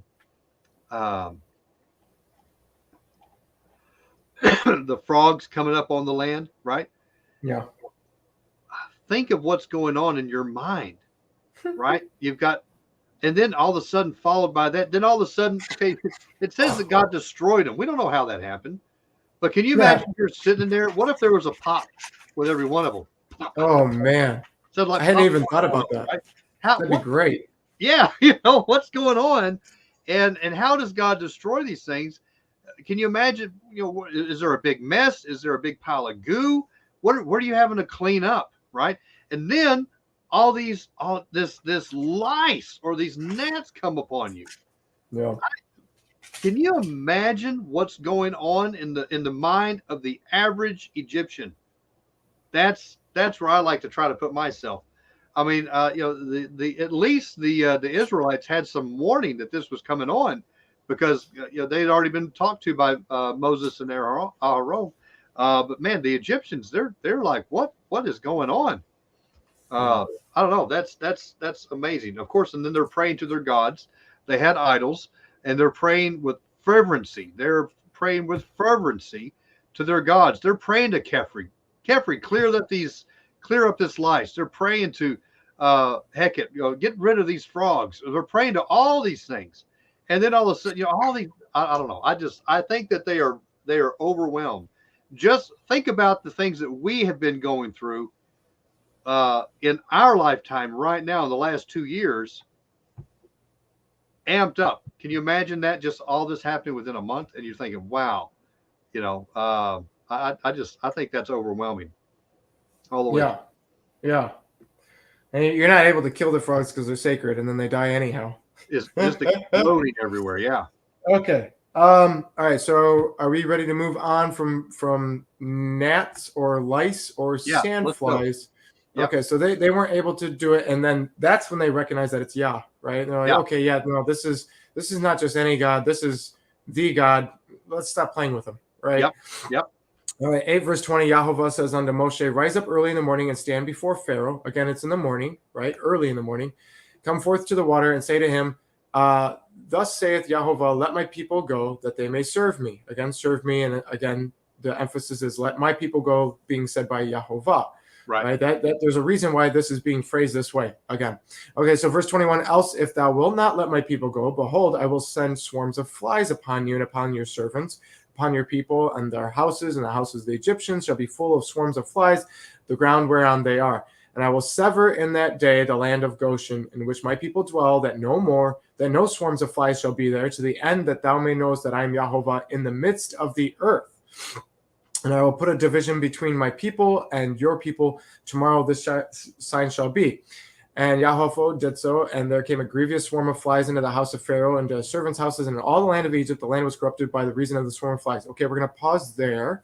Yeah. So earlier, while you were stepped out for a second, I pointed out with the Nile and the water turning blood, Moshe said to Pharaoh, had Aaron say to Pharaoh, this is so that you may know he's Yahovah.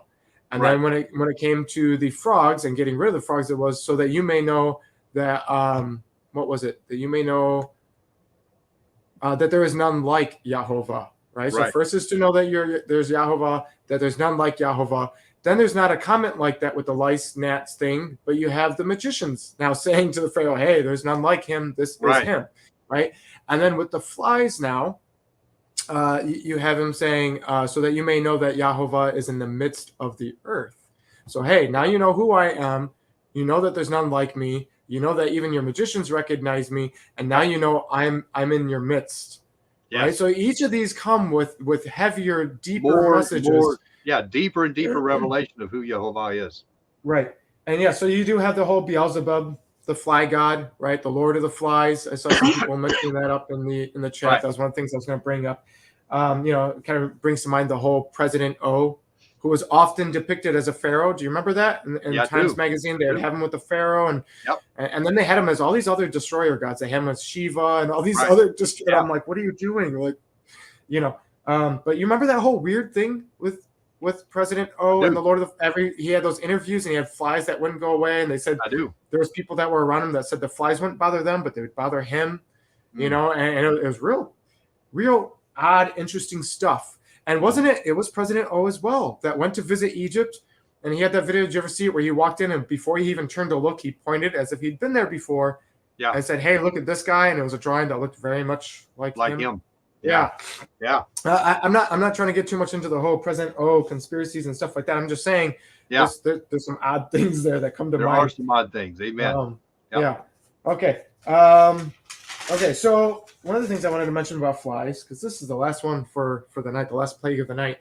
We're doing good. It's almost 3 hours. We're doing good, Amen. Jeff. I know you and I both have our things, and yet we're doing right as what we were hoping would be the case. So that's awesome. Yeah.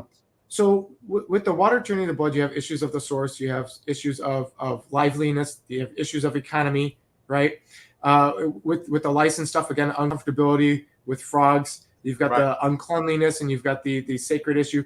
But with flies, okay, it's flies that Yah chose to have stick to the stink and not to the Israelite. Right. It's flies that Yah chose to decide to now draw a severance line. Yes. Right? How much easier would it have been for the Egyptian or even the Israelite that wants to doubt to think, to not connect the two as sovereignty of Yah if the frogs seem to not be bothering the Israelites as much? These are flies, Jeff. How can you control where flies go, Jeff? That's what I'm getting at. These are flies, Jeff. They go wherever. And I don't know about you, Jeff. You brought up lice and stuff. I've had lice before, and I did the gasoline in the hair. And then a couple of years later, my sister had to deal with it. And at that time, between the time where I had to have kerosene in my hair, my mom found out you could use mayonnaise. So my sister didn't have to put gasoline in her hair and have her scalp burned, but I did, right? It was real perfect timing on that. But when I was in Iraq, I remember thinking that flies were one of the things that you had to learn to ignore. Okay. And I was a machine gunner. And I spent a lot of time in towers. Right. Okay. So I was constantly in the open air. I mean, even though you have the opening at the top of the Humvee, the guys underneath me, the driver, the dismount, the TC, the team chief, and things like that, they didn't have to deal with flies, but one or two. And Jeff, I had flies in my face non-stop. and when I was in Iraq, and I was over there for more than 2 years, Jeff. And Oh, so I got to tell you, I have a little bit of an understanding of what it's like to have flies in your front. You ever watch like National Geographic and you see they're constantly doing this? They got those sticks with the horse tail. Yeah. You know, and they're constantly having to do this. I mean, look at Yah's creation. You've got elephants and giraffes and stuff. You go to the zoo even, or you're watching safari on whatever. What are they constantly doing with their tail, Jeff? Getting rid of flies. Because it's uncomfortable, because it's annoying. Yeah. And like, just because they're not biting. And the thing with a fly, it'll go and come back. It'll go and come back. You could have one fly in your house and it will land on you 5 times in one day. It's got the whole house to roam at, but it still wants to come bother you, right, Jeff? Yep. Well, this is a land with a swarm of flies. Yeah. That are persistent. We just watched some kind of a documentary where this guy was in like the bush of South America or maybe Australia or somewhere. I forget where it was at. And he was going to grab something. And when he grabbed something, you could see, I'm trying to put my hand up here. You could see like in this little small section, there was like 10 flies because it was just really bad right there. And I got to thinking about this very scripture. Like, wow, is this what it was like for that guy? But all over, flies are just everywhere. Can you imagine opening your mouth? And I was preaching a revival in Arkansas one time, and it was at night, and it was an open air, and I'm preaching away, man. I'm shucking some corn. I've got the microphone back, and I'm starting to say something, and right in my mouth, a fly all the way down, and I'm just doing that. But can you imagine? You're trying to breathe, you're trying to sleep, you're trying to do all these things, and you can't do anything because of the flies. Everywhere, in your ears, getting in your nose, in your eyes. And you already know this, right? Yes, Jeff. I learned to just deal with it. That's how bad it was in Iraq. Because there's flies everywhere. I learned to just deal with. I would always have a cigar or a cigarette, and I'd have my machine gun, and you'd have them land, and I learned. I didn't have time, Jeff, to be doing this. I had to have my hand on my machine gun. I didn't have time. So I had to learn to just deal with it. And even after 2 years of doing it, you would think you would just be able to like put it out of your mind. Yeah. Not so much. Oh, dude, they were everywhere. So yeah, where's Beelzebub, Jeff? Where's the Lord of the Flies showing his power here, Jeff? Right. This is the time where Yah is saying, okay, you want to step in the ring? You want to compare powers of entities? Of the princes of the airwaves and things of that nature. Where are they at, Jeff? Just crickets. Silent. Or I should say flies, but crickets. Yeah, nothing going on. Yeah, there you go. Yeah, the crickets are later, right? Even though it's not crickets. Right. So Beelzebub is nowhere to be heard in terms of power and things like that. Jannes and Jambres of 2 Timothy 3:8 have nothing to say at this point, right? Well, I love how he says in verse 23, I will put division between my people and your people. Tomorrow, this sign will happen. Yeah. Tomorrow, this is going down. Yeah. Get ready. This is when it's going to happen. And that is, you can't, it's not like, okay, here in the next month or so, this is going to happen. He's not saying that, some people try to say, okay, well, all the frogs died, so the flies came next, right? That obviously the flies are coming on all the dead carcasses and all this. You know what? They didn't go to Goshen. They didn't go to up to where the Israelites were at. This did not happen there, but they still had the frogs up in Goshen, right? Yeah. So it's not just a natural phenomenon going on, and I think that's something to point out as well. Is that God used this to set apart Israel, and wow, what an amazing thing! If I was an Egyptian and I start seeing this stuff, man, I'm moving to Goshen. I'm getting out of here. You know what I mean? Well, as we'll see at the end of the series here, there's a mixed multitude that leaves Mitzrayim. Converts. Amen. It's not just Israelites. It's not just Hebrews that leave that place. Amen. So we got to keep that in mind as well. And you got to remember too, the rest of the world is watching. Jeff, Yah is doing this to fight the deities. Yah is doing this to show Pharaoh. Yah is doing this to show the Egyptians, and Yah is doing this to show Moses, Aaron, and the Israelites. And there is verses to back every single thing that I just said right there. But if you want to look at it, Joshua 2. I was just fixing to bring up Joshua. Go ahead. They send in the spies to talk to Rahab, and what does she say? We are familiar with your Yahovah. Right. We've heard of what he's done. referring to the land of Egypt. Okay. Yeah. When they saw them cross the Jordan River, they're like, oh crap. They're like freaking out. Yeah. And they see that Jordan River and they're thinking Reed or Red Sea. Right. And they're thinking, crap, right before that was the ending of that one. And now he's starting out again. We're the next Egypt. Yeah. It says Jericho was looking at it going, we're the next Mitzrayim. Yeah, it says great dread came upon them. I think that's the way the King James says that. Yeah, verse 8 and 9 is talking about them shaking in their boots real hardcore, Jeff. Yeah. I don't know if they had Texas boots, but if they did, they were shaking in them. They did. They did, brother. They picked them up at Boot Town. There we go. 1 Samuel 4, verse 8, real quick. 1 Samuel 4, verse 8. Philistines, right? They're bringing out the ark and they're screaming out. And this is where they have the idolatry of the ark. They're bringing out the ark because they have idolatry of it, not because Yah told them to. And in verse 8, the Philistines say, woe unto us, who shall deliver us out of the hand of these mighty gods, these Elohim? Yeah. These are the Elohim that smote the Egyptians with all the plagues in the wilderness. Okay, so the whole world is watching. The whole world's watching. The whole world remembers. Yeah. And yet it's the Israelites that Yah keeps having to tell them, hey, remember what I did for you in Exodus. I brought you out. It's the Christians today. It's the Torah observant today. The Hebrew, whatever you want to identify yourself as. If you consider yourself to be a believer and a follower of the God of the Bible, the message for you today is remember Exodus. And it's us that Yah feels he has to remind. Yeah. You know, I mean, it's kind of sad, Jeff, when the Philistines seem to remember better than Israelites. Well, you know, the scripture says that the demons know the word. They know who God shake is. And tremble. They shake and tremble. Yeah. And we get mad and beat our chest at God. I'm mad at you and all that. Yeah. Kathy wins. Stiff-necked people. Absolutely. Yeah. That's good stuff. If you look at Exodus 18, when Moshe is talking to Jethro, Jethro says, now I know that Yahovah is greater than all the gods, for in this thing wherein they dealt proudly, he was above them. Above them, talking about the gods of Egypt. Yeah. You know, if you look at the context there, you'll see why I'm saying that. I'm not going to read all of chapter 18.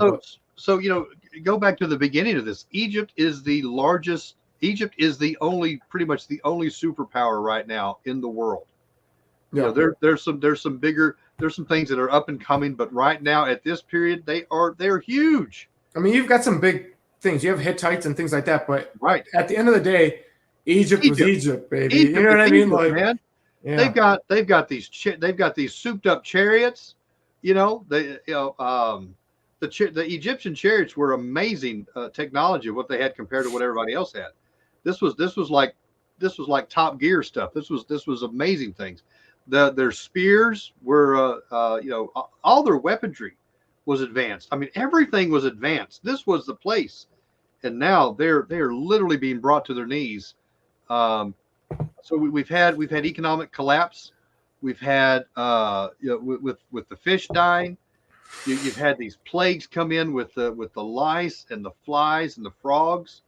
What is going on with the psyche of the average Egyptian? Man, I am. The economy is being destroyed, Jeff, step at a time, and with each plague, it is worsening, and we're going to see that in next week's videos. We're going to be really honing in on how each plague.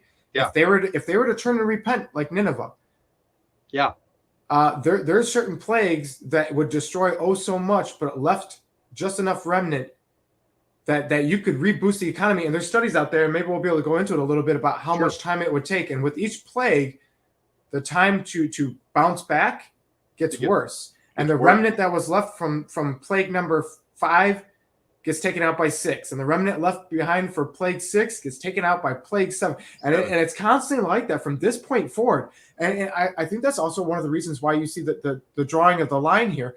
Okay, so real quick, Revelations versus Exodus 7 and 8. Moshe and Aaron in Exodus. Revelations has 2 witnesses. Yep. Okay. Yeah. And they're calling out signs and wonders. I mean, let's remember, in your little thing there, it's talking about the water to blood. It had Revelations 8 and it had Revelation 16, right? Yeah. But I didn't see Revelations 11:6 there. And Revelations 11:6 said the 2 witnesses had the power to do that.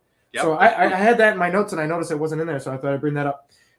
You've got the wicked performing signs and wonders in both.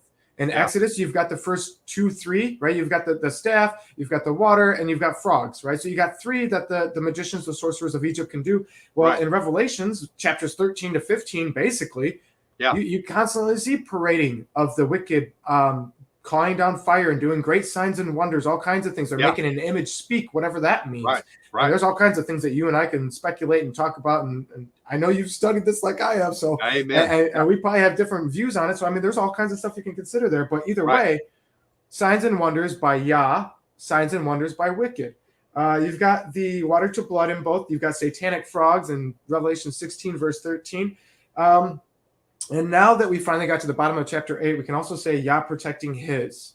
And Revelations chapters 7, 12, 14 to 16, you're constantly seeing the protection of the believer. You have the sealing of the forehead. The dispensationalists will say, oh, that's 144,000 Jews. I would say that's a dispensational error. But we'll leave that at simply that. I think dispensationalism by itself is an error, but go ahead, brother. I agree, Jeff. But if you want to get into that more, we can definitely do that next weekend, because we have all kinds of examples. Remember, this is the beginning of the dividing of the line. Remember, the Israelites are called to be holy, and the word holy is what, Jeff? Set apart. Set apart. Amen. Right. So look at judgment starts at the house of Yah. So the Israelites deal with a few, but they didn't deal with the hardest ones, did they? They got some judgment. But not hardcore. Yeah. And we get to the flies and the line is drawn, right? Yeah. And I think that was more for the Egyptians than it was for the Israelites. I mean, you do have the sanity's sake, but if you're the Israelite, hey, I would have rather had the flies than my water turned to blood. You know what I mean? Right. We need to remember this too. And this is something that should be forefront in our minds all throughout the study. Before we end this out, I want to mention this. This whole book of Exodus is about deliverance. Yes. It is not about making life better. It is not about making life more comfortable. This is not about, Yah did not come and make it more comfortable for them in Egypt. Right. He called Moshe out, sanctified him, brought him back. He called Israel out, called them for sanctification to move them forward into his promised land. Yeah. And what's he doing with us today, Jeff? Same thing. And there's a crucible to go through. There's a refining that they had to go through. There's a judgment. Everybody talks about we want revival. We want we want all this, but there has to be that judgment. There has to be that repentance. There has to be that time of coming before Yah and getting ourselves cleaned up in Him. We have to cry out as a body. Create in me a clean heart, renew that right spirit in me. Those have to be our heart's cry. And here we see that God is getting His people ready to move out. He's getting His people ready to receive. But just like we talked about last week in the show, there's some things that that Moses had to do in his own family before he could go into some spiritual warfare. Right? God is going through and doing some judgment on Israel to help them move to the next level. So it's not all on the mountaintop. There's yea that I walk through the valley of the shadow of death. Right? We're not building a camp and staying there in the shadow in that valley, but we're going through. If we want to be on the mountaintop, we have to go through the wilderness, the valley, and that's what I think that we're seeing right here is God's preparing His people. Every time we see great revival, we also see great persecution. The times that we don't see great revival is the time that we see where the church or the body, the ecclesia, gets fat and lazy, like Laodicea. Comfortable. That's right. Complacent. We think that we're rich. We think that we have all this, but Yeshua says, nope, you're not rich. You're blind. You're naked. You're miserable. You're all these things. And this is a picture that we get. So I get excited when we start seeing the judgment of Yah coming on the body. And I think that we've been seeing that for quite a few years. We're starting to see that more and more. Worldwide. We're seeing it with ministers being judged. We're seeing it with people in the body being judged. These secret sins that are out there that people think that they're getting by with. They're not. God will still use people while they're in their sin. we see constant examples of that. David and Samson and everybody else. You know, Yeah. God. There's no perfect vessel. Amen. There's no perfect vessel. But at the same time, we need to have a repentant heart, just like David did. David messed up many, many times, but he always was coming back to God. Yeah. That was his habit. He wanted to be with God. Even if he messed up, he still wanted to be with God. And that Israel, they've walked away from God. They've mixed themselves, right? Maybe we could get into that. If there's a mixing of that linen and wool, there's a mixing of that going on. There's a mixing going on, and God is now beginning to separate them out. God is beginning to draw those lines out and pull them out, just like we're called to come out of Babylon. He's calling them out of Egypt right now, and that's what God is calling us out of. And sometimes it's not pretty. Sometimes it hurts. Sometimes there's things that'll make you uncomfortable, just like they had to go through here. And listen, it was just as uncomfortable for the Egyptians as it was for the people that were in Goshen or Horus. And man, what an amazing thing going on where I love this. This is the first of the plagues that does not touch the land of Goshen or the Israelites. I know it. That's and it's perfect timing too. Like I said, I like how it's the flies. I think that's so cool. Yep. You know, and I'm thinking out of all of the plagues, this one is real funny. It's like a flicking of the ear. Like Yah's just constantly flicking the ear of the Pharaoh, because this is not something that like hits the economy real bad and all those things, but it's in your face nonstop. It seems little, but it you know they do those psychological studies, right? And they'll try to break a person. They try to see, and they'll do big things and stuff like that, and then they'll have like dripping water in the background. Oh yeah, and you think it's like whatever, but then after a while, it makes you lose your mind. It does. It's consistently, persistently flicking your ear nonstop. And that's the visual I get with the flies. Yah's just flicking the ear of the Pharaoh, and that's when he chose to draw the line. Okay, so I only have a couple notes left. I mean, we hit almost all my notes. We see hearts hardening and waxing cold due to sin in Revelation. Specifically, we can see verses like chapter 9, verse 20, 21. So that's another connection of Revelation and Exodus. There is a Egyptian fly god. Their version of a Beelzebub. It was called like you hatchet. There's a couple different pronouncements. There's also one that starts with a W. Are you talking about Wadjet? Yeah, Wadjet was more of the snake. I actually wanted to get into that. I mean, real quick, for anybody who actually watched the whole, or maybe somebody who hasn't watched the whole video and is planning on going back and listening to us from 3 hours ago, we talked about the rods of Aaron, the rod of Aaron versus the rods of the magicians. She is a cobra goddess. If you're in the camp of it was a Nakash and not a Tanim, if you believe it was a serpent and not a dragon or crocodile or something like that, then you can look at the Wadjet, right, and how that has to do with that was the goddess of protection of Lower Egypt and was the serpent goddess. Wadjet is actually the reason why you have a snake projecting from the third eye, the pineal gland of the Pharaoh, showing what is constantly in their spiritual mind. What is, again, going back to like the whole Kundalini thing, right? And the connections there with like yoga. Anybody who's a believer, if you're involved with yoga, I would strongly suggest you prayerfully consider not being a part of yoga anymore. If you look at the background of yoga, what it is called to do, is to bring the Kundalini spirit up from the bottom chakra all the way up, and you're trying to raise a spiritual serpent, right? That's supposed to enter you from an orifice, right, and go up your spine to the point where it reaches your third eye, your pineal gland, so that it's ever in your mind, heart, and soul, right, Jeff? Yep. I mean, I've studied this out, and I know I'm saying this in a way that they would not say that, but that's succinctly put. Would you disagree with what I just said? No, I agree, and that's we see that really overtaking or being embraced by a lot of the church today, and then at the same time we see it being embraced, but then we have some people that. I just want to say this. We did a video on the Kundalini spirit versus the Holy Spirit, and where we kind of go through and talk about, because we see some people now saying that everything supernatural of God that we see today, that's Kundalini. So I think people can get overbalanced in that. So I just wanted to throw that out there. There is a real power of God, then there's a fake. And just because there's a fake doesn't mean that we shouldn't try to strive to operate in the real. And I think that we see a lot of cessationalists really jump on board with this Kundalini and say, "Oh, everything's Kundalini," and then we get way out, and then people will say, "Oh, well, tongues isn't real. That's all Kundalini. Healing's not real. That's all Kundalini." There's all someone getting excited and really worshiping God. Oh, that's Kundalini. No. Right. David danced out of his clothes. Come on, I mean, we can get all that kind of stuff. Yeah.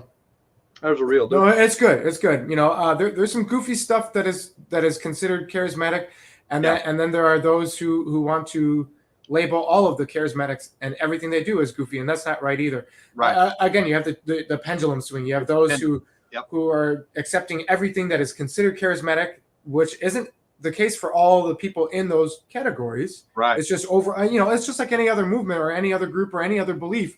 There are going to be those who say they believe the same thing as you do, and then you talk to them and you find out they do not. They don't. And then somebody hears you and that person put yourself under that same label, and in their mind, this is why atheists, they think of Christians as Catholics. Right. And everything that they know from Catholicism, they go, I already know how your religion there's no way that you should be connecting Catholicism with what is considered churchianity or Christianity, let alone what is considered biblical. It becomes an unfair association. But again, the person, every individual, every soul, every spirit is accountable of themselves to be seeking the Creator on what is true and what is not. We all have the ability. We all have the option to seek Him. Whether you're deaf, blind, mute, spiritually, physically, whatever, it doesn't matter who you are. You have the option. Yeah. And if you go to the end of your life choosing not to seek Him, you will be held accountable for that. It is what it is. If you push Him to the point where you say, I want nothing to do with you, go away, and at some point He's going to allow you to do that. And if you do that to your last breath, you're going to get exactly what you asked for. Yeah. And that's anyways. Go ahead. I'm just gonna say before I keep ranting, because I'll keep going, Jeff, and we're at the end point here. Yeah. You got something you were gonna say before? No, I'm good, brother. I'm good. So the only thing, and I don't want to get too much into this now, but I do find it interesting, and maybe we can discuss it next week in the 2 videos. In the Old Kingdom of Egyptology, the deities and other individuals and their hieroglyphs and in their writings and documentation and things like this, they have beings that are fully animal walking around. Right. Okay, the crocodiles and things like this. Middle Kingdom, you don't see that anymore, but you see the heads. Just the heads. And sometimes it's the deities, and sometimes, according to their own documentation and literature, it's not deities, but rather offspring. So when you start considering hybridization, Nephilim, all kinds of things, I know there might be 1 or 2 or a few people listening in that are rolling their eyes, and it is what it is. This is not a hill I'm going to die on. I'm just saying, for those who can receive it, who are already familiar with it, who've already prayed and studied this out, and they've noticed that there is proof outside of just writing on paper, but actual skeletal proof of all kinds of things of this. I thought I'd bring that up because I was listening to a video. I think I sent one to you, Jeff. Oh, I really like that. And he said, okay, a lot of people talk about it being just depicted and it's painted and that's supposed to show things and it's masks and it's headdress. Did you know there is not one of these headdress or masks that have been found? And the plethora of Egyptian relics. We don't have that Anubis. I'm not talking about the occultic, ritualistic stuff that's made to this day. I'm talking about the stuff that was used by the pharaohs, supposedly. Right. I'm talking about the ones that you actually see in the hieroglyphs. Those don't see them. Head masks or headdress, if that's what they were, we don't have them. Where are they? Zero. Jeff, if they were masks and headdress, what happened to them? And we're talking we're not talking about something that was just maybe handed down over maybe a couple hundred years. This is thousands of years of Egypt history where these things would have been used a lot. They would have been wearing these things out. So there would have been a ton of these things. Where are they at? And we have zero evidence of these things being used as a headdress. So you already know where I stand on this stuff. I know you know where I stand too, but I know of at least one listener that's going to not like that we said that, and it is what it is. Listen, we do these videos, and it's not meant to please or to be appreciated and enjoyed by everybody. And I say this with this is not an emotional thing, okay? For the people who listen in, I'm assuming and hoping and expecting that if you're listening in, it's because you gain and enjoy it. Sure. I have zero problems, Jeff, with anybody who says, you know what, this is not my cup of tea. There are lots of amazing teachers and preachers out there, some with a lot more years and experience than I, with more knowledge and understanding. They have some things that I cannot bring to the table. I have zero problems. Go to where you feel that the Father is leading you. Go to where you feel that you are gaining spiritually. If this is not the show, if this isn't the channel that you're, if my show, because there's lots of shows on Take on the World, and I'm not talking about the other ones. I'm talking if my show doesn't seem to do it for you, if you feel more annoyed than not, if you feel you're not gaining from it, then please do not feel that out of support or whatever else that you need to. I would rather anybody who listens in, it's because they gain from it. And if you're not going to gain from it, go where you go. I'm not saying one of those enjoy it or get out. I'm not saying that. I'm just saying, I wouldn't want anybody to listen that doesn't want to listen. Can I just say that? Yeah. Well, and just be one with an open mind. I mean, there are things that you and I disagree on, but at the same time, man, I'm open to hearing what you have to say, because I know that I don't know it all. I know that, the Pharisees, the Sadducees were supposed to be the most learned people of their day, and they missed Yeshua. Yeah. Right. So, they were also looking. They were looking for the second coming, not the first, Jeff, and that's the problem. And nowadays they're looking at the first coming and not the second coming. Yeah. With all the knowledge that I have, with all the knowledge that you have, you know what? We still don't know everything. And I'm willing to say that I may be off on some things. I know I'm probably off on some things because I don't know it all. Right. And when we get to a place where we think we don't want to listen to some other kind of viewpoint, man, that's dangerous ground. That is real dangerous ground. It's hard to move forward and grow if you're not willing to hear the other point of view, at the very least to understand where they're coming from. That's one of the things I like to mention, because I like to understand where people are coming from. Yeah. There's all kinds of things that are going on right now that I see in the body and outside the body that I think is absolutely nonsense, but I like to hear them out. Yeah. I want to make sure that there's not something that they're seeing that I'm not, and I'll take it back to the Father and stuff like that. But I want to see where they're coming from. I want to understand what it is they see. Just being basic, like just with Torah, not Torah, and all this kind of stuff like this, guys. Listen, if you weren't open, I would have never come to the understanding of Torah. And wow, think about all the missed blessings that I would have had or not had if I had not been open to the nudging of the Holy Spirit that went just completely opposite. Man, I used to preach and teach, this lawlessness. Can we just say that? I used to preach and teach this. No. Because until the Father opened my eyes to it, and man, I repented. I got through with that, and it's a big deal. So, but you have to be open to correction. You have to be open to allowing the Spirit of God to come in and teach you all things, and you can't hold on to pet doctrines. I love how people that come into Torah, they say, "Oh, I've let go of everything." You really haven't. Gosh, people bring in all their pet doctrines and just put them on a shelf and let God work on you with some stuff. Hey, Pharaoh is definitely starting to have his eyes open. Did we finish the chapter? I think we did. I don't know. Did we not? There was a division between the people. Okay, so there came a grievous swarm of flies to the house of Pharaoh, his servants' houses, right, great to small, all the land of Egypt, except for Goshen and anywhere the Israelites would have been. The land was corrupted by reason of the swarm of flies, right? It says the land was corrupted, which makes me think about those sand flies. And, we're looking at insect bitings and flies and things like that. You got Harpocrates, the child of Horus, was supposed to be a part of that as well. Mm-hmm. Pestilence in general, Resher, right? So, and when we start looking at some of these plagues right here as pestilence, that should be ringing some bells in people's heads of verses about judgments and eschatology. Pestilence is big in end time stuff, right?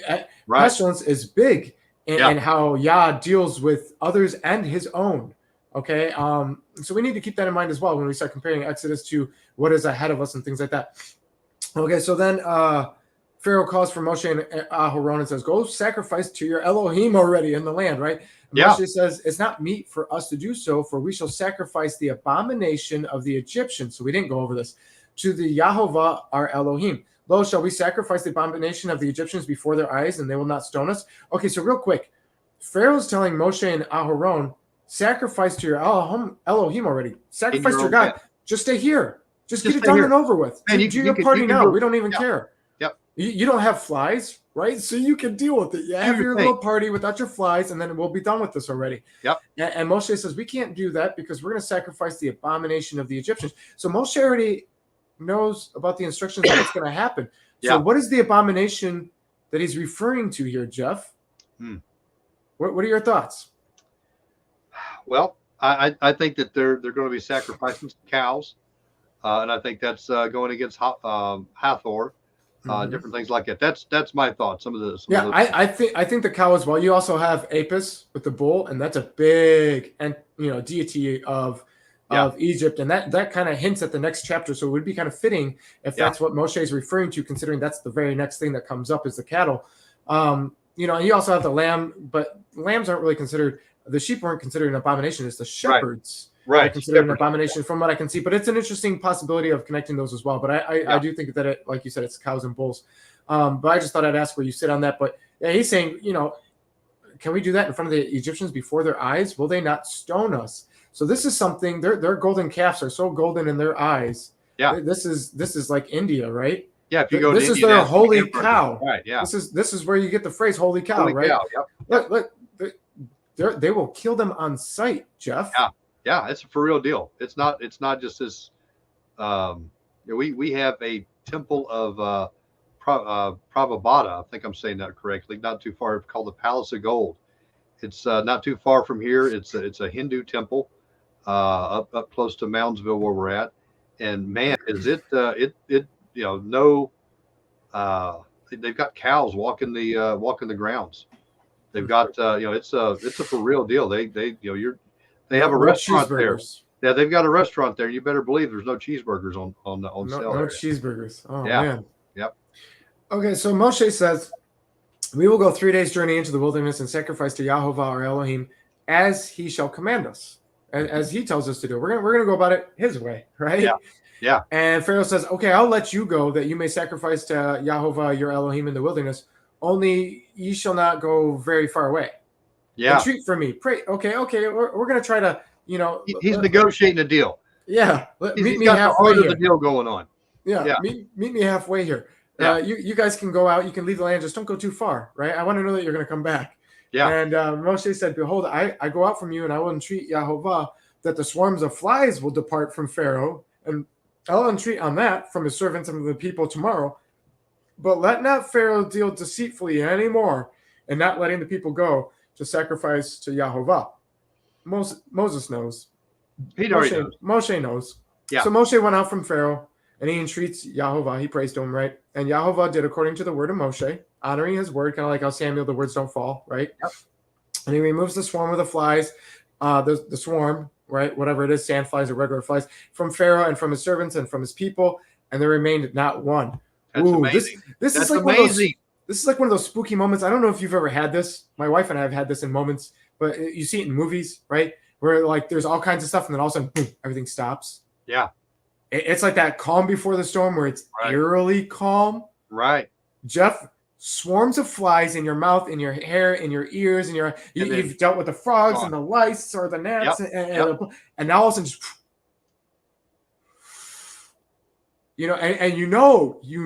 Jeff, at this point, Pharaoh's like, okay, whatever. And the rest of the Egyptians are like, where's the other shoe dropping? Yeah, they already know. They know it, Jeff. They're not hardening their hearts at this point, at least not some of them, right? And they're sitting there going, oh no, the calm before the storm. That's what I see. When it says not one, Jeff, come on now. All the flies are gone? Not one remained. All are gone, Jeff? That's amazing. And they didn't just drop dead. They just gone. That's freakier than the flies themselves, Jeff. It's like, no, bring them back. Yeah. Yeah. I agree. I think that's one of the things that you and I'd like to do all the way through is put ourselves in those positions, and I think that's an awesome thing. Can you imagine? You've got, like you say, they're in your beard, they're in your eyebrows, they're in your ears, and then boom, they're just all of them gone. I don't have anything to really add to that. I think that would freak me the heck out.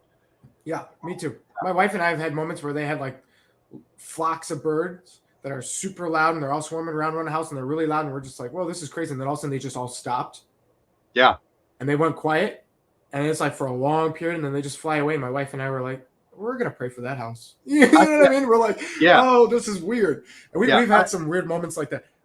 Hey, before I end the night out, right? We got Pharaoh harden his heart, right? And he refused to let the people go. Last verse. Okay, so we're done with those. And if you have more comments on 7 and 8, you can bring them up before we finish here. One more thing before we let it go. In the first video, remember I told you we had a comment about the midwives and the houses. And then yesterday I brought it up saying, I don't know what to make of it, but we acknowledged the question and that it wasn't as dismissive as what I wanted to make. I had a comment from a friend. And this was one of those comments where like it blew me out of the water because I didn't expect it from this individual. But this person said, hey, I looked into it and, didn't you think that this meant that Yah gave the midwives families? And I said, what? And he said, yeah. Look, he's like, what you're thinking about houses, but the word house there also means family. Family. The midwives were helping the Israelites keep their family. So therefore, Yah rewarded and blessed them with what families. You sow, you also reap. Wow. Right. And I said, oh my gosh, I had never thought of it. I'm not saying it's exactly that, but I think this person got it right on the head. I think they got that right on the head. And so I thought I'd voice that because I said I was going to, and then I forgot.